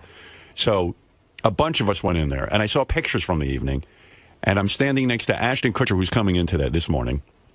I'm standing next to Ashton Kutcher and David Arquette, and we're jamming with our new band, which I'll be telling you about. So you guys are now going to make music together? There's something happening. This is, what do they call, this is a super group. There's a super group forming. I'm going to tell you about it. But anyway, I saw pictures from the evening, and I look horrible in every single fucking picture. I'm standing there. It's like, Jimmy said to me, quite frankly, George Clooney would look horrible next to these guys. They're all handsome. Now, come on. George Clooney's handsome. He's making a joke, but I'm just saying, what am I doing up there? I look ridiculous. And Beth must really love me because she told me I look really hot playing the guitar with these guys. And I was like, oh, we need Fred here because... I'll jump to that. You need a real musician in the band? Is that the thing the band is missing? Well, I gotta. It was really something to strip to LA. First of all, LA is the greatest because of that weather. I gotta tell you, we're fucking around here in this cold weather. I have tried to get you out of here for a long time. I'm not attached to this place. I got 3 daughters, my parents, Move them. I can't move them. I got to be where my ex-wife's got the kids and all this stuff. But Ashley's getting close to going to college. She's got another year. Then I'm fucking heading out of here. That's it. I'm going somewhere. I've been talking about that. Why do you think I'm on a plane every weekend in the wintertime? That warm weather puts you in such a good mood. So Beth was running around like a maniac. I don't know if you want to hear any for Jimmy Kimmel, but I thought it was really strong. Yeah. I wonder how the fans are feeling because, Beth gets so much crap, and I thought she was really... What do you mean? Well, Beth gets so much shit from our fans for being my wife, and there's a lot of people who are mean to her on the Stern Fan Network. Oh, again, you're going on those things. But I thought she did a really good job. Because everything I heard was positive. It was not, I didn't hear one, I don't talk to those Stern Fan people. Well, I had this whole thing where, I got there, and Beth was running out to go do Jimmy Kimmel's show to promote her book. Uh-huh. And the first guest is Ryan Phillippe, JD's pal. Oh, cool. And, he was at Jimmy's party, too. I'll tell you about that. It's good seeing him. He had his hot girlfriend with him. Everybody has a hot friend. So, anyway, so Beth went out, and she was like, she knew I'd be cranky because we were going to dinner afterwards. Right. With Jimmy and stuff. Did you go to the show with her, or you stayed at the hotel? I stayed at the hotel, which is something my psychiatrist will be proud of me for. We've been working on that kind of stuff. What does that mean? Where I learned to stay out of things. You know what I mean? You usually would be micromanaging, is that what you're saying? Yeah, I would be there and make it about me. Directing and all that. Right. Yeah. Well, not having directing. Your problems. Right, who knows, but somehow it would become about me, and it's Beth's moment. And then Beth went, and Beth was happy to go and all of that. And so I stayed at the hotel, and ostensibly to get a nap. That was the thing, because I'm Mr. Cranky. And Mr. Nappy. And plus, every minute I'm looking at my watch going, uh-oh. In New York, it's really 6 o'clock. I'd be eating my dinner. You're like the timekeeper. Yeah, I'd be like, I'm hungry right now. Because it's really 6 o'clock for me. And I'm sitting in the hotel room neurotically and not sleeping because now it's my dinner time. And then we're not eating dinner till after the Jimmy Kimmel show, which is done like at 8 o'clock, but that's really 11 o'clock. I'm making myself berserk. I'm nuts about that time change thing. And just forget it. It's the time you're there. I guess. I hear you, but I can't get used to it. Well, you only got 2 days. So now I'm laying in bed, and then I said, I better beat off. because now I'm in the hotel and I'm going to beat off because I go, maybe that'll put me to sleep and then I won't be cranky. I didn't even tell Beth I beat off when she was doing taping Jimmy's show. You were That's between us, taping okay? Jimmy and Yeah, that's between us. I had to take care of myself. Yeah, please, you know. Keep that from Beth. Yeah, I have an honesty issue. I tell her whenever I beat off, but this time I was embarrassed. What is that, like a pledge? Well, you know, I just say, I don't want to be uptight about it. Hey, I beat off. What's the big deal? But I mean, if it comes up, it's one thing. But you don't have to announce it, Yeah, but do also, you? I wanted to have sex with her that night, so I didn't want her to use that like to like go like, you know, you beat off already. What are you doing over here? I just didn't want it to be an issue. Because she could take that the wrong way, like, well, you beating off or you have me, you know? I don't know. I didn't want to fuck things up. I think you're making a big deal about nothing. Well, welcome to my fucking nightmare. I mean, my God. Making a big deal about nothing every It's your second. life. Yeah. So, yeah, but nevertheless, even with the beating off, and I ate a bunch of bananas and everything, I still couldn't fall asleep. Bananas, beating off, no sleep. Nothing, because those are my two key things. If I eat a banana, because I guess it has some sort of weird tryptophan thing or something. I never heard that. I don't know, but I never heard it either. But somehow I've convinced myself that eating a banana will put me to sleep because it's a complex carbohydrate or something like that. I have a theory. Okay. And it was a massive explosion when I beat off in the hotel. Oh, man. Did you mess up the walls? No, but it was like a 4-tissuer. And I burst through the tissue. Oh, no. And it ripped a hole through it. I was dropping loads. It's like that commercial for Cheerios. We had to be moved to a new room. Boom! Yeah, I had to call housekeeping. Mr. Stern, you'll be needing to move to a new room. There's an explosion. Boom. What just happened? The whole hotel was rocked. I'm like, Mr. L.A., paparazzi chasing me. My hot wife is on Jimmy Kimmel, blah, blah, blah. I'm in my room beating off and eating bananas. I'm so fucked up. What's it going to end? So, you know, anyway. So then I'm sitting in the room. I go, shit, I should have gone to Jimmy's. It'd be fun. I want to see where Jimmy works. You know? You've never seen the studios. No, I haven't seen anything. Now I'm sitting in my room now because I put myself... looking at 4 walls. Yeah, now that I put myself in Siberia. You know, and it would have been fun because I know Jimmy's got a bar set up there. I could have started having cocktails. Yeah, it's like a nightclub, I heard. Evidently. So I said, fuck this. I'm going over. So I got dressed. Then I had to figure out what to wear because we were going out to dinner. And I don't know what to wear out there, but everyone's casual. Yeah. But, you know, even casual for me, I just don't look so good. Well, you look good when I saw you. No, I looked all right. Things are falling apart rapidly. Oh, stop. They really are. That's the bad thing about going to L.A. Everyone's so fucking good looking that, like, I really look heinous. And why do you think all those people stay in the psychiatrist, the plastic surgeon's office? Yeah, but you know what? Some people are going too far with it. But that's why they do. It's an attempt to stay ahead of that, and then they make mistakes. Yeah, I'm much handsomer in New York. You know, that's a good point. That's a real good reason for me not to go to L.A. because I'll start looking like the Joker. You know what I mean? I'll be like, maybe I should get tugged back a little bit. You'll be one of those people, what's wrong with his eyes? Yeah, well, hey, come on. It's competitive out here. He looks like his eyes are upside down. I look like a monster. Now, everybody's just very, very good looking. I'm telling you, I was looking at Dr. Phil on Jimmy the other day. They were running promos of it or something. I was like, his crow's feet are going the wrong way. Yeah. You know, he's even had a tweak. And he's no fashion plate. I don't know. In L.A., I'm a 1, but in New York, I'm a 4.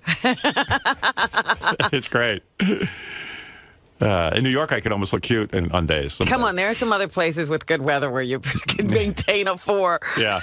Mexico. My height gives me a 4. I don't know. So, you know, so where am I up to? Oh, just Thursday night. Yeah, so, yeah, I get over to Jimmy's. We drive in.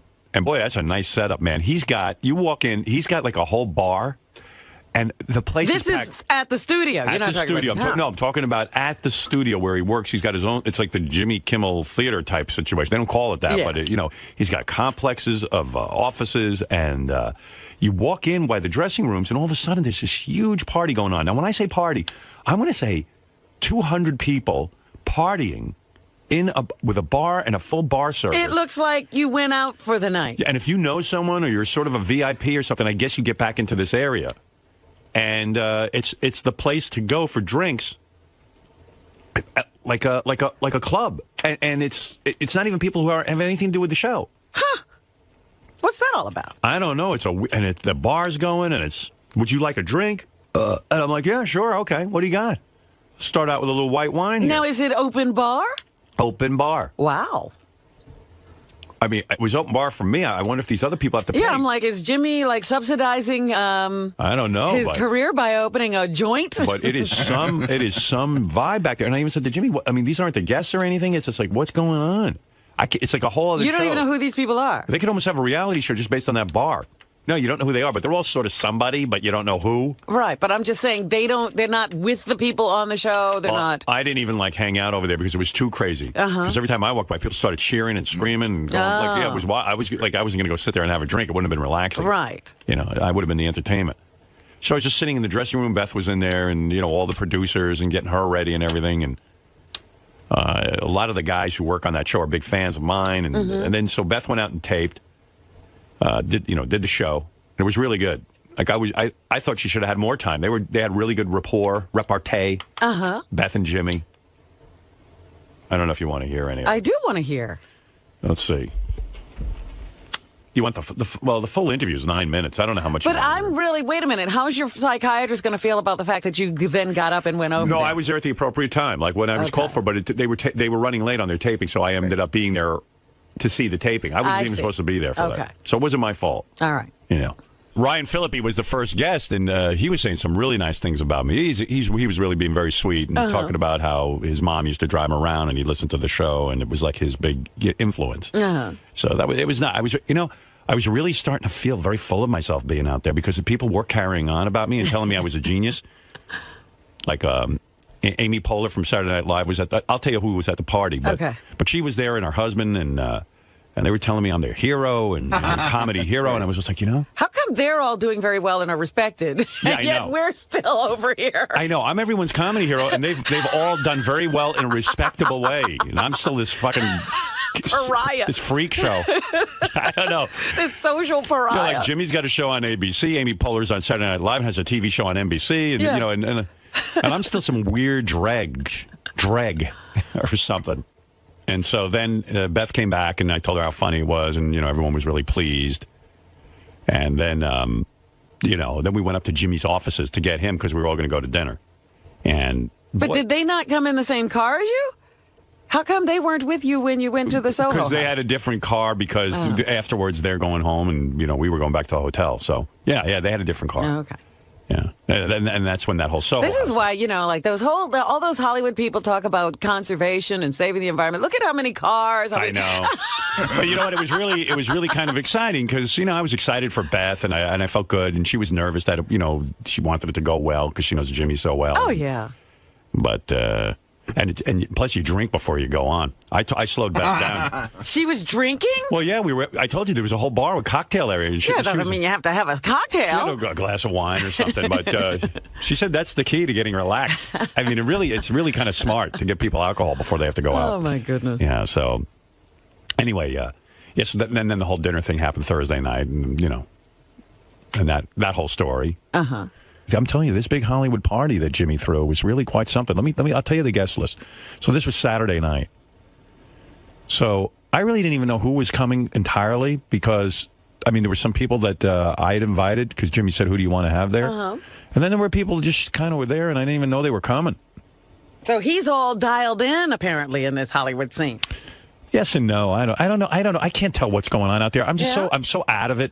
You know what I mean? Look, at 90% of my life is pretty much, it's just me and Beth and then my kids. And then, I'm kind of sequestered in New York. So when I go out to Hollywood, when I go out to L.A., I'm telling you, it was, really strange. It was really like being the Pope. That paparazzi are following me. Like even Jimmy goes, nobody gets followed like this. This is insane. You would have thought I was Suri Cruz or something. Britney Spears. Or Britney Spears. It was wild. And and I didn't even tell you this. Like Friday night, I went out with just Jimmy and Molly to this Italian restaurant. I can't think of the name of it. No wonder Adam Carolla's all upset.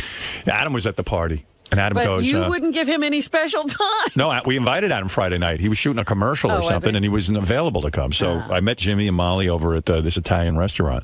Because Friday, I just did the same routine again. I hung out by the pool. Now, was Beth busy all day on Friday? All day pretty much. Wow. She stopped by for an hour. We went shopping for 2 hours on Rodeo Drive, which I don't recommend if you have any degree of fame. Because you can't move? Yeah, it was kind of crazy. I didn't know what it was. I saw it in the movie Pretty Woman, Rodeo Drive, you know, and Beth said, oh, let's go shopping on Rodeo Drive. I said, yeah, why don't you get dressed up like Julia Roberts, and we'll go, and I'll look like me. You're going to dress up There's as no what? point, there's no point in me dressing up. And I said, yeah, let's go shopping. So we hit, like the first store you hit, then everyone's like, it's really kind of a tourist trap, actually. It is. Yeah. Well, of course. What do you mean, of course? How do I know that? Pretty everybody Woman, it knows didn't look like that. Rodeo Drive. Oh, well, I walk out there, and there's a, I guess they have a lot of tour buses that come by. They're open-air tour buses, and it Those says... big double-decker buses. And it has Star written on it, and people are there to look at celebrities. They drive by the celebrities' homes. So I walk out, and they go, hey... The guy on the... Did he have a bullhorn? He had a bullhorn. Yeah, he goes... And right over there is Howard Stern, radio announcer. That's funny. You can't miss me, you know what I mean? That's a movie scene. And I go, uh-oh. Beth goes, all right, get back in the car. This is going to be a disaster. We don't need to go shopping. I said, Right. listen, They're honey... announcing you from the bus top. My new thing is proving to Beth that, like, nothing bothers me. I go, honey, we came here to shop. Big deal. So people see... So they're on a tour bus. That's not a big deal. So they're announcing me. Yeah, so they're announcing me. We're trying to cross the street, and now we're jaywalking because we're so desperate to get across the street and hide. We're going to be hit by traffic, but And it's Beth's okay. going, and I go, Beth, let's go into that store. She goes, no, I really don't want to go to that store. I want to go to the one all the way down there. I go, we're going to walk all the way down there? No problem. No problem. The guy's going, Howard Stern is over there not crossing the street. He is crossing the street.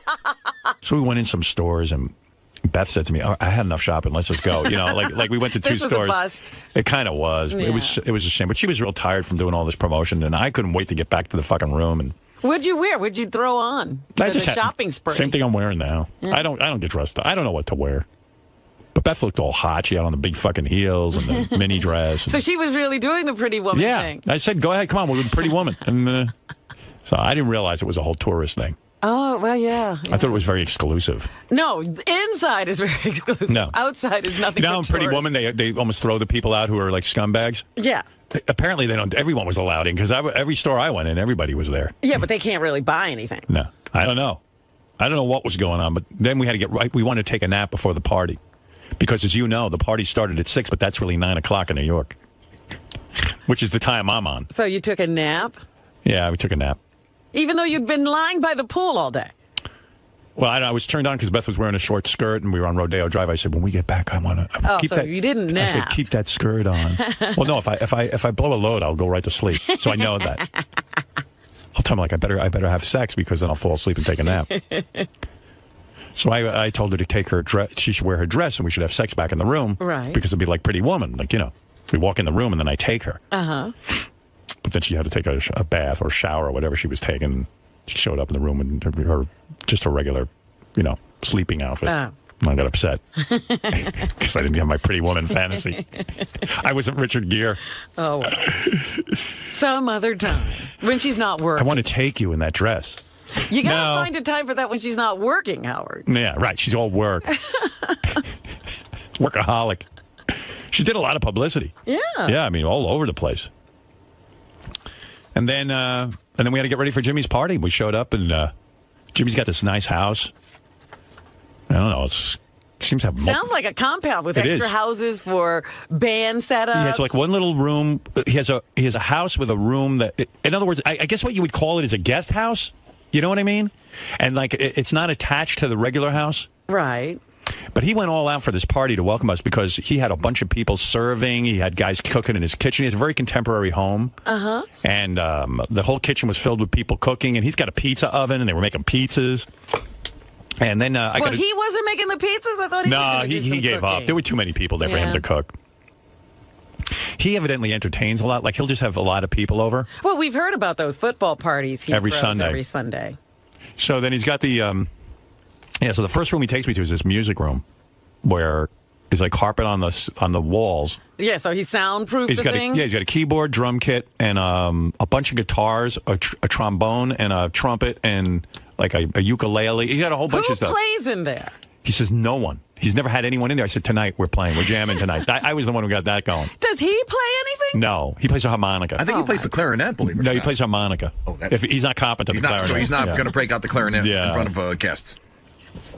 So, That's funny. He built this room. He doesn't even No. play anything. But it was this big party in my honor, and it was really nice of Jimmy to throw that because I felt very Hollywood and I felt very accepted and very much like a genius. Like I was being very appreciated for my talent. Like everyone was coming in and saying I was their hero and I'm very, very funny and they listen every day. So like it felt really good. And I'm trying to think who was there. I'm sure I'll miss people, but You didn't take notes? no. You should have gone home afterwards and just, while it was fresh in your memory. Let me see. Here, I'll write some people down and I'll see if I can do this. Ben Stiller and his wife. I'm writing Ben Stiller and wife. And it was good seeing him. You know, we always enjoy having him on the show. It was fun. He's a great guest. Great guest. Then Rick Rubin was there. He came with also with a date, and Rick lost 100. Rick Rubin's the guy who produces. What does he produce? He produced the Rolling Stones album. He, was instrumental in starting the whole rap thing with Russell Simmons. Yeah, Rick produced my Private Parts album and all that. So he was there. He lost 150 pounds.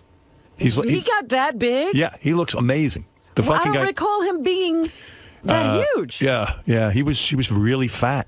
Really? And he's a vegan. He was he was always vegan. He was the world's fattest vegan. How did he get that fat? I don't know. Like he must have been eating like a cow. He must have been eating. He can't eat a cow. I go, Rick, you're the world's fattest vegan. What the heck are you eating? I know what it was because he once came over to my house and we were eating Chinese food. Like he'll order Chinese food with all the sauce on it, but it's all vegetables. But meanwhile, it's all that fattening sauce and. Yeah, but he'd have to eat a ton of it, Howard. Yeah, he was. But now he's a born again guy. He's super thin. He's ripped. He works out every day. Wow. Well, see, that's the thing that we've seen a lot. Remember Mark 𝗛𝗍𝗍? Yeah. Who was a fat guy when he lived in New York. Yeah. And then he went to Hollywood and got ripped. Yeah, well, that's what happens. Because, like I said, I went to a Hollywood party here, and I felt worse about myself than ever because they took so many pictures, and I'm standing next to these guys who, Ryan Phillippe and Ashton Kutcher and John Stamos, and each guy's better looking than the next, and I'm like, then when the pictures come back, I look like a hideous monster. Like I said earlier, I'm a 1 out in Los Angeles. Here in New York, I'm used to being a 4. I feel pretty good. Terrible fall. It was horrible. I was a 1. Maybe a 0. Nobody's a 0. No, because they have all these pictures of me playing with this celebrity band out there at Jimmy's house. Uh-huh. And every guy's good looking but me. And plus, my guitar had a very short strap. Yeah, the way Ashton was describing it, it sounds like... So I looked very Tiny Tim-ish. The guitar was under your chin. Yeah, I looked like I was playing you, and I didn't realize how funny it looked. I saw the pictures. But like I said, Beth must really love me because she whispers in my ear. She goes, "Oh my God, it's so sexy you playing the guitar, and then you were playing drums and you played keyboards." And I go, "Yeah, I try to tell you, I'm like a fucking Beatles." You're one-man band. Every instrument they put me on, they had to move me off. You were the worst. Yeah, I was the worst because I don't know how to play any songs. But you still okay. So Ben Stiller and his wife. All right, let me think. Amy Poehler. Who is Saturday Night Live, and she has her own TV show. What's the TV show called now? Community. Right. No, Community. it's not Community. It's Parks and Recreation. All right. Courtney Cox and David Arquette. Okay. And she's fun. Yeah? And David's fucking great, man. This fucking guy, so we're trying to work out this band thing. Uh-huh. And, like various people were coming through and playing in the band. Stamos, I told you, was getting way too upset that the band wasn't good. Yeah, it almost sounds like he and Mark McGrath got into a fight. Well, yeah, it was kind of weird. Because Mark McGrath was at the party, Johnny Knoxville. But anyway, what happened was, I'm playing with Stamos and Mark McGrath, and none of us knew any songs. You never knew any songs in common. And John wasn't upset with me because John is afraid to get upset with me. Right, he's not going to yell at you. Yeah, because but he felt that I think Mark is a musician and he should know some songs. So he starts yelling that no one knows any songs, and this is ridiculous. And it's ridiculous that he's the best musician there. And I go, John, that's Mark. The craziest. I go, Mark's a musician. Mark's written hit songs. He's in fucking Sugar Ray. He goes, I don't care. Really? Yeah, he's like, what is this? What is this? So we're having a band here, and it's supposed to be fun. And he didn't know any song. I go, calm the fuck down. Does John have a problem? John's crazy. Does he need a talking to? And John's dating this actress, Nikki. Yeah. Who's so hot. And I said, man, what? This is the girl. Every girl he dates is hot. I know, but I go, what's wrong with this one? He'll find something. Oh yeah, he'll find something wrong with her. I'm like, boy, what is it like To be looking for flaws on that girl. Yeah, I mean, there's no flaw. If you saw this girl, any guy in my audience would marry this girl without talking to her. Because you'd say, I'll put up with whatever the fuck she's got to say. And he's saying, best sex I ever had. He's announcing that? Yeah. And not a secret to her, too. And she likes it because she's of like, course. John Stamos just fucked everyone. He fucked half the girls at that party at one point in his life or another. Yeah, so so we're in this room trying to there was a lot of good-looking girls there, the actresses and stuff, and they're all waiting for us to play. And I think John was getting upset because we couldn't play anything. But people didn't care; they were drinking Johnny Knoxville's moonshine. And he's only got it in what kind of? It comes in a jelly jar. It's moonshine. It's illegal, I think. I don't even know. But I mean, how big a jar is it that he's got enough for everybody? Like this big, like a big peanut butter jar. Like a peanut butter jar. Like a gallon jar? No. A jug. He's like a hillbilly. He is a hillbilly. He's bringing the hillbilly to Hollywood. But boy, it made a big hit. He was like the toast. Did you ever taste it? What is moonshine? I did. I tasted it. It's horrible. It tastes like something like a chemical. So if you could get good booze, right, why would you drink moonshine? Jimmy had beautiful Kettle One there. I go, I want to drink Kettle One. I know where that was bottled. Yeah, not this rot guy. This was made in some dirty hillbilly's fucking basement with his feet. I'm not drinking this. Don't even know how it's made, what he made it from. But everyone was drinking it. What do you make moonshine from? And then Courtney Corn? Cox and Demi Moore, I mean, two beautiful women are saying to me, come on, pussy, drink it. They're slugging it down. And I'm like, well, what are they drinking right out of the jug, or is he pouring No, it? Everyone's right out of the jug. Where are we? First of all, I wouldn't share a glass of water with Johnny, let alone his fucking and moonshine. They're drinking his moonshine. Yeah, I don't know, man. I'm just not into it. And what, does he have to drive it back to Hollywood, or is he getting it shipped? I don't know. I don't know how it all works. Moonshine. It was good seeing him, though. Moonshine. He was there. Did he look crippled? I mean, Ashton paints a pretty sad picture. No, Johnny is killing himself with these jackass movies, and he's drinking moonshine. For the pain to dull the pain. He looks older than me at this point. Oh, my God. And that's pretty old. You don't want to look that like that. He's such a handsome guy. What's he doing to himself? Yeah, he's ruining himself. Right. He's shoving things in his penis twice a day. He says it's getting so commonplace to shove things up his penis because he damaged his penis that he doesn't even think about it. Sometimes he jams it in too hard and it bleeds because he's not even thinking. Can he pee? I guess he can. I believe he can pee. That's the follow-up to so take your wings and fly. I believe I'm gonna pee. So finally, I guess Mark McGrath started to sing "I'm Just Gonna Fly," which is easy to play for me. It's D and A. Those are the two chords. It's just "I'm just gonna fly." Take your wings and fly. I did backup vocals. Now Mark swears I did a good job on backup vocals, but I don't think we don't have any record of this. I'm like, take your wings and fly. Take your wings and fly. You're doing that part. And I'm like Richie Sambora and Bon Jovi. I was like. It was a lot of fun, and then David Arquette got up and played, and then was Ashton John Kutcher. happy when John Stamos No, he was not happy with anybody's playing, and he thought everybody sucked, and he was annoyed, and we should have brought professional musicians to the party, so he could play. I'm telling you, he's a prima donna. Yeah, he only wants to play with Top I thought he Flight. was a fun guy. He's a prima donna. So why can't we agree on a song? I said because no one knows how to play a song. We don't know any songs. He goes, come on. Then he's yelling out all the Beach Boys songs. And then John, knows all those, so John went on the keyboard and started. I didn't know he was so talented. He's playing keyboard. He can play keyboards? Yeah. Oh, he really must have been annoyed. So then I got on drums, and that was even more annoying. And Johnny Knoxville's so high on moonshine, he comes to me afterwards. He goes, I got to tell you, I didn't realize what a musician you are. I go, what? He goes, you were on drums. You were fantastic. I go, Johnny, you got to stop drinking moonshine. Right, his brain is going as well. He wasn't kidding. Oh, dear. I go, Johnny, I'm horrible. That's the first time I played drums. He goes, oh, I wish I could do that. Oh, my God. You can. Yeah, I said anyone can. Anyway, so that was the party. And that's my Hollywood story. And then we came home. Now I'm here. Now I'll go back to staring at the wall. And, I'm here again for, to fuck around. Hey, Jimmy, got some stories from this weekend, maybe? Yeah, we had a good time this weekend. It was a lot of fun. I think Howard covered most of it yesterday, but I have some insight that perhaps he missed. Looking forward to it. Thank you. Lisa G is here. She's from the Howard 100 News. Glassberg takes shits at work. Well, you started to talk about it early this morning. Ronnie Mund has confirmed it, telling Howard 100 News that Benji Bronk is up to his old tricks again, running into the studio just moments before the Stern Show starts. Didn't I say I was going to fire you if you did that, Benj? I mean, why are you pushing me? I like you. Why can't you just do this one thing and be here on time? Hello? Hey. Talk to me. I'm serious. Why can't you just fucking walk in on time? I'm asking you. It's a distraction every time you walk in late. I mean, come on. You're making me look like a shit because I said I'd fire you. Now, if I don't fire you, everyone's going to lose respect for me around here. Hello? Talk to me. Why can't you get in on time? I'm being serious. I think I usually am, 98%. Yeah, I need you 100% of the time. You're right. I'm here on time. You need to be here on time. That's right. I mean, you're right. What can I say if I do something wrong? And like I said, I'd make you right in the back room, and you won't be in the studio anymore. I don't want to do all that. Just fucking stop pushing me, man. You're making me look bad in front of the staff. Do you get it now? Yes, I do.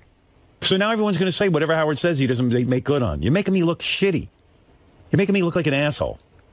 I said, Benji, I'm going to fire you if you can't get in the door on time. And now I got to fire you, fucking ass, because I don't even want to fire you. I like you. I enjoy seeing you. Can you just do me this goddamn favor and show up for your job on time? Yes. Okay. Because you told me that before. Just do it. I don't give a fuck. Set 50 alarm clock. Robin's here on time every goddamn night.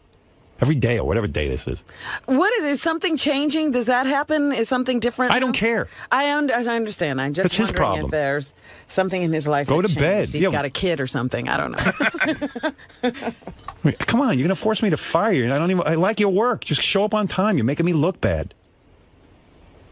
You know, maybe I'm the asshole for saying I have to fire you if you don't show up on time. Maybe I shouldn't have backed myself into a corner, but I've backed myself in a corner, so help me out here so I don't have to fire you. Because you know what? I'm not going to lose my credibility over this. I have to fire you on principle. Please show up on time. Can you do that? Yes. All right. What's going on that you can't be here on time? Did something happen? Was Robin right that something's different? Is something different? Hello? Who am I talking to? The goddamn wall? I'm thinking. What you're thinking? Forget it then, Benji. If And you nothing's don't happening? know. You know what he's thinking? He's thinking of a funny comeback. No, it wasn't. Yeah, okay, so why can't you get here on time? What's the new excuse? Well, listen, What, is something new? No. Then what's happened? Like, why were you late today? I fell asleep. You know, as I was getting ready, I was just like, well, I did the stupid thing of laying back down. Oh. Which is Set a second alarm, man. That's what I do. I worry about that, too. But you get to the wrap-up show every day on time. Don't go on the wrap-up show anymore. Okay. Go home and go to bed. Okay. Who needs you there? He's like a Buddha. He's like planted here once he gets here. But just get here on time, okay? Because you're making me look bad. And now I'm embarrassed because I haven't fired you. And everyone's like, well, Howard just throws out idle threats. Benji can do whatever he wants. What's on time? When you say get here on time, what time is that? The time to start the show. What do you mean? What time is it? How come you know what time it is? No, because, well... How come everybody here knows what time they have to get I here? spoke to an expert about this because this has happened another time. I'm the expert. I'm an expert on There's this. now an expert about time. What People expert? organizing their lives. And she said that he needs to get here at least 15 minutes before the show starts Sure. and have something to do so that he gets here and then he's busy once Lisa, he gets... I get here 45 minutes at least before the show starts to get myself settled in, read the papers, get everything going. You're absolutely right, but I don't need a fucking expert to tell me that. Here, get to work on time. That's my expert, or you're fired. But then again, I hate firing this guy. But I'm going to have to do it. I think you're right. You just back yourself into a corner, and you should have said something like he would hate is to write outside of this room. I don't even want him outside of the room. I know, but it's just... So I'm the one who gets punished. He's always putting you in a position of punishing yourself. Yeah, I don't know what to punish him with. What do you value around here so I could take it away from you? So, you know, without firing you. Tell me what a good punishment would be for you. Hello? I'm thinking, Howard. Again you're thinking? What do you love around here? I love you. No, come on. What do you love around here? You know? Is there something you love to do? Do you love being on the wrap-up show? Should I take that away from you? Yeah, one of my favorite things is definitely being on the wrap-up show. Is it, though? Yeah. Is that really something? So should I take that away from you? Well, I wouldn't want you to. All right. So, But okay, if you're late, I'm going to take that away from you. Okay? it's cool. I got to treat you like a baby. You know, I got to take something away. I got to be like a parent and punish you because you can't get to your work on time. As Will Smith said on the Oprah show yesterday, he doesn't believe in punishment. He believes Who said in freedom. Will Smith. He believes in freedom. Yes, Let him work his here for a week. children. Let him But be Benji's boss for a week. If you show that you can't handle your freedom, then there will be consequences. I love. Look, I'm no Will Smith, but here's something. I know what you love. I love talking to Robin in the hall. Oh, Do you love that Howard That's TV probably pays? one of my Do you love that favorite Howard TV pays for your breakfast? Do you like that? Do I like? Yeah, sure. You of like it? course. Okay. So if you do next time you're late, that stops. Okay. All right. You got to get your own breakfast. Okay. Okay. That's it. Oh, I know the best one. That he has to go find those tubs of food himself. Yeah. Nobody's bringing I'm cutting them off your to craft services, so to speak. All right? All right, 𝗻𝗄𝗿𝗄𝗿? No food for 𝗻𝗻𝗄𝗿𝗄𝗿. You know, either that or you have to take Richard's pee in your mouth. And I can't make you do that. I would hate to do that. All right, so then I'm going to take away your breakfast allowance. Okay. All right, you'll be docked. But I can drink the pee as a. No. Okay, keep laughing. See, he laughs at me. What do you want to Doesn't say? take it seriously. When you say be here on time, I think he needs a time. He was given a time. Let me ask you something. What time do you think he needs to be here? 5:30, I think sounds good. No, he needs to be here before the show starts. Anytime up until 6 o'clock, he needs to be here. I personally don't think he should cut it that close to 2 minutes to 6. But as long as he's in the room sitting down when the show starts, I'm okay. And quite frankly, we have a meeting for about 20 minutes before the show starts. He should be in on that. He's a writer. We start at 5:40 every morning with the meeting. He should hear what's going on. Fred's here, I'm here, Robin's here. I don't know what the problem is. I don't get it. I mean, here's the deal. He's guaranteed at least till 6 o'clock. I try to run all the elements till at least 6 o'clock. Right. Sometimes a little over because sometimes it just feels better to do it that way. But at 6 o'clock, you can guarantee that's when the show starts. Right. I wonder what Jimmy does with employees like this. Where's Jim? Bring him in here. We'll ask him. Is he here? Yeah, he's here. Even he's on time. He doesn't even work for me and he's on time. How come you don't work for me and you're on time? He's late. Oh, He's late? What should I do with you? He has to take Richard's pee. Listen, I've been running the gauntlet of security to get in here, so I've been here for quite a while. I've been here since noon yesterday. Did you hear what I'm saying to Benji? I did not. No, we were, doing the interviews and all that stuff out there. I backed myself into a corner because you run a pretty big operation. I saw Jimmy's operation out in L.A. and It sounds like a major deal. It's fucking impressive, is what it is. And then I got to talk to him about that bar situation because I don't want to know understand what that is. But anyway, so I've said to Benji, I've backed myself into a corner in terms of being management, I guess. Now I'm a boss. Yep. Lucky me. You're running a company. And look who my employee is. 𝗻𝗻𝗄𝗿𝗍, big fucking lump of lard over there. What did he do? What did you do? No, what he does is he shows up late a lot. He used to show up a lot. He used to show up a lot late. Like he just opened the door like 3 minutes into the show. I remember that. Yeah. And barreled through the hall. And it's just, I mean, when you do your show, if one of your guys just happened to walk out on stage 3 minutes in, I think it'd be a little distracting to you, maybe. It would, yeah. Right. So I've said to the guy, like a million times, look, please be here on time. It's very distracting to me when you come in late. And quite frankly, if you're a writer on the show, you should be here at 20 minutes. If we have a meeting for 20 minutes before every show, you should be here for it. Sure. But even if you're not, I don't even care. Just don't walk in at 6 o'clock in the morning while I'm talking. Come in early, come in on time. Right. So he said, okay. And then the fucker walks in today late, and like I've said to him, I'm going to fire you if you don't. So now I'm not going to fire the guy. I like the guy. He does a good job. Well, there's got to be something in between firing and... Oh, I found it. We pay for his breakfast every morning. I'm taking that away if he's late again. Now, will you just take it away for the day he's late? No, forever. Oh, wow. Well, that's a good one. I mean, really. I don't know that's such a big penalty. I mean, how much can he eat for breakfast? First of all, well, come on. Look at the size of him. Robin. What should I do, waterboard him? He's not you, Robin. Do you have any employees that you have to discipline ever? Yeah, I do. Well, for me, it's a bigger problem because I do not command the authority or respect that you do. I don't. That's the thing. Nobody respects me around the here. Comparison, though. I mean, people will.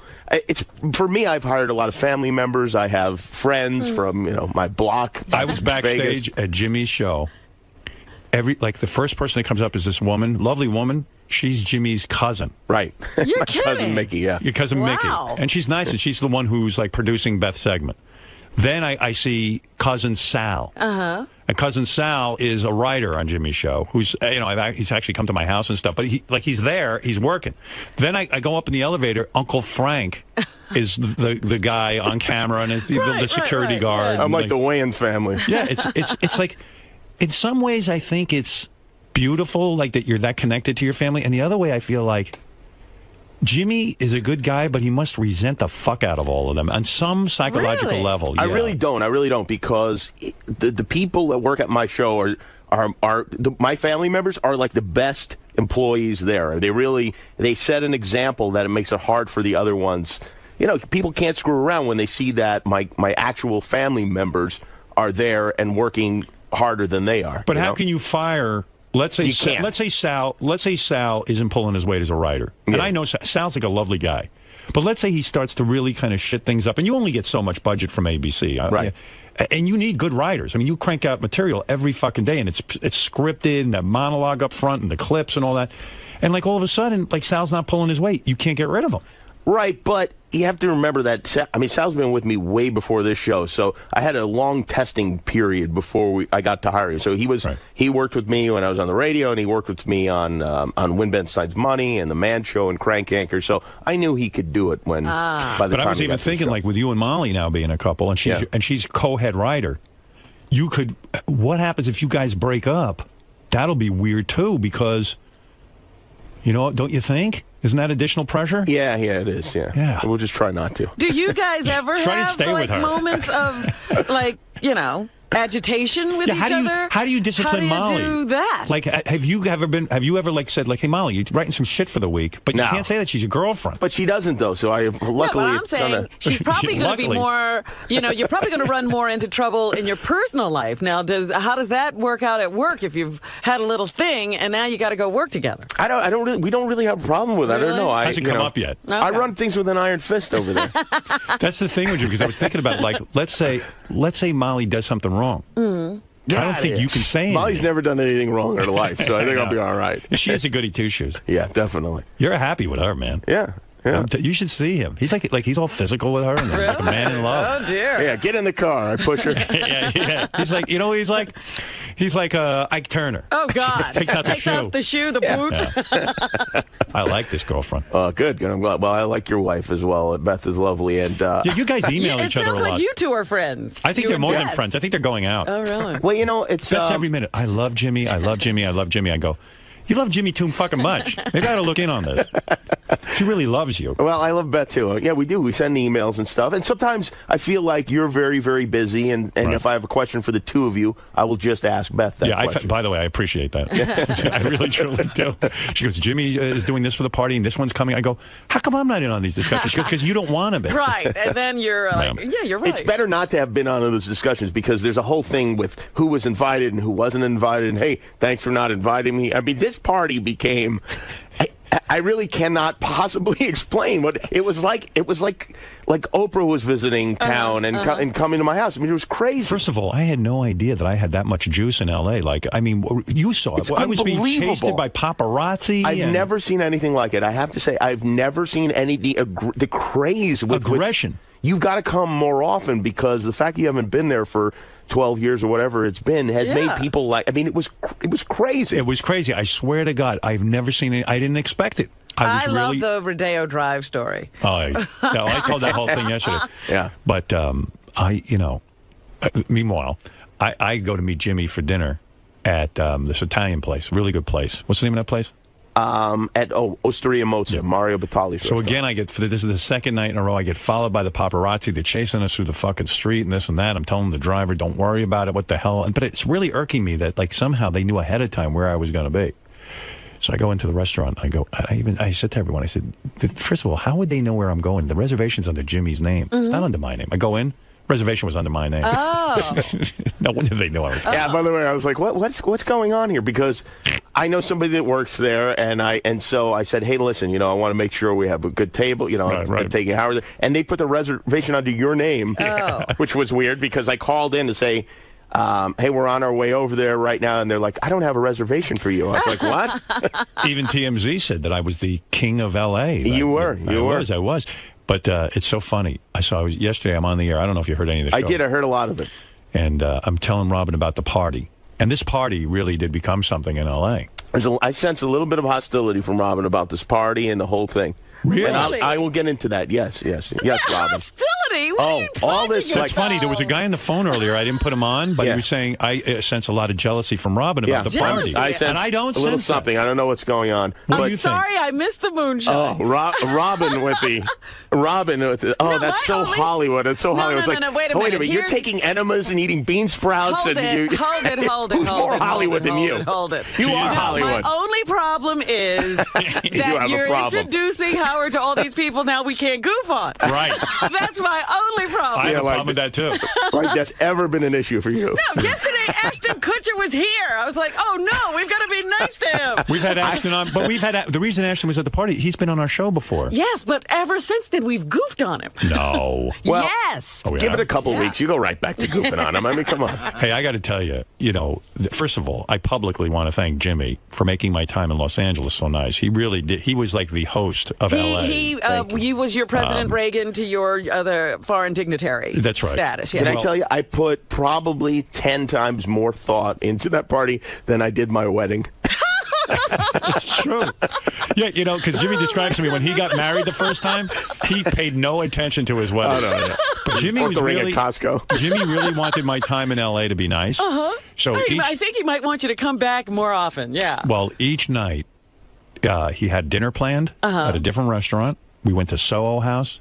We went with J.J. Abrams and his wife one night. Katie, yeah. Katie. I gave Howard a massage after every meal. And then while we were sitting there, like Joaquin Phoenix and now what was Joaquin Phoenix acting like? Because that's news. I think he's crazy. Jimmy thinks he's normal. I don't know. It's hard to tell. I'm trying to tell what's going on. Because everybody's still trying to figure this whole thing out. You got up from the table to go to the bathroom, and Joaquin was making fun of you. And I went, he's fucking crazy. What did he do? What did he say? Because I said to him, wait, I'm friends with Jimmy. What the fuck are you saying? He started goofing on Jimmy's show, saying Jimmy was there. I go, who the fuck are you? Are you serious? Yeah. Yeah. Well, what are you going to do? Wow. Jimmy thinks it's funny. I do think it's funny. Was I don't know he what's nice going to on. Jimmy while Jimmy was there and then immediately sucking flipped? Jimmy's dick, and then 2 seconds later, Jimmy gets up and he's badmouthing him. My You God. have to understand something. For me, this is not a normal. None of it seems normal. Like the fact that Joaquin Phoenix even knows who the hell I am and walks in and comes over. But even just having all those people at my house, normally it is filled with my...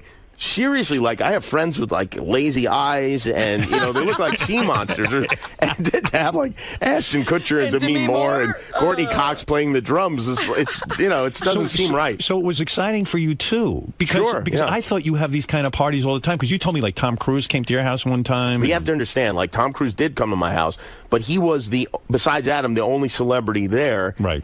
Amongst all my, every once in a while, some one person comes. I've never had anything descend upon me like that. See, I was under the impression that you've done this before. No. Well, wait a minute. How did all those people get there? I mean... Most of these people are... Because I said to Howard, I know you're coming to L.A., you have limited time. If there are people that you want to see... It started out small. Jimmy said to me, I'd like to do a small dinner party. Jimmy was going to cook dinner. Right. And he said, hey, I'm going to have a small dinner party. Is there anyone you'd like to see there? And so, I would say, gee, I'd love to see David Arquette. He does the show. He's such a nice guy. I've never even met Courtney Cox's wife. It's kind of weird like I haven't. I said, maybe we'll have dinner with them, or something like that, like 1 or 2 people. And then we'd think of this one and that one. Then I mentioned it on the air. And then like all of a sudden Jimmy goes, hey. Once it went on the air, that was that. Were you getting requests? Like people? Oh, yes. Really? Yeah. Oh, yeah. So, and then like even Greg Fitzsimmons, he was on the show.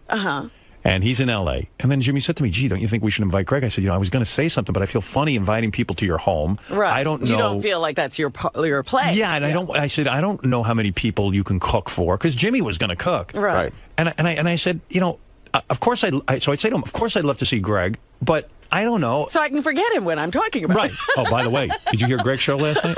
I didn't know. It's so funny. We played it back.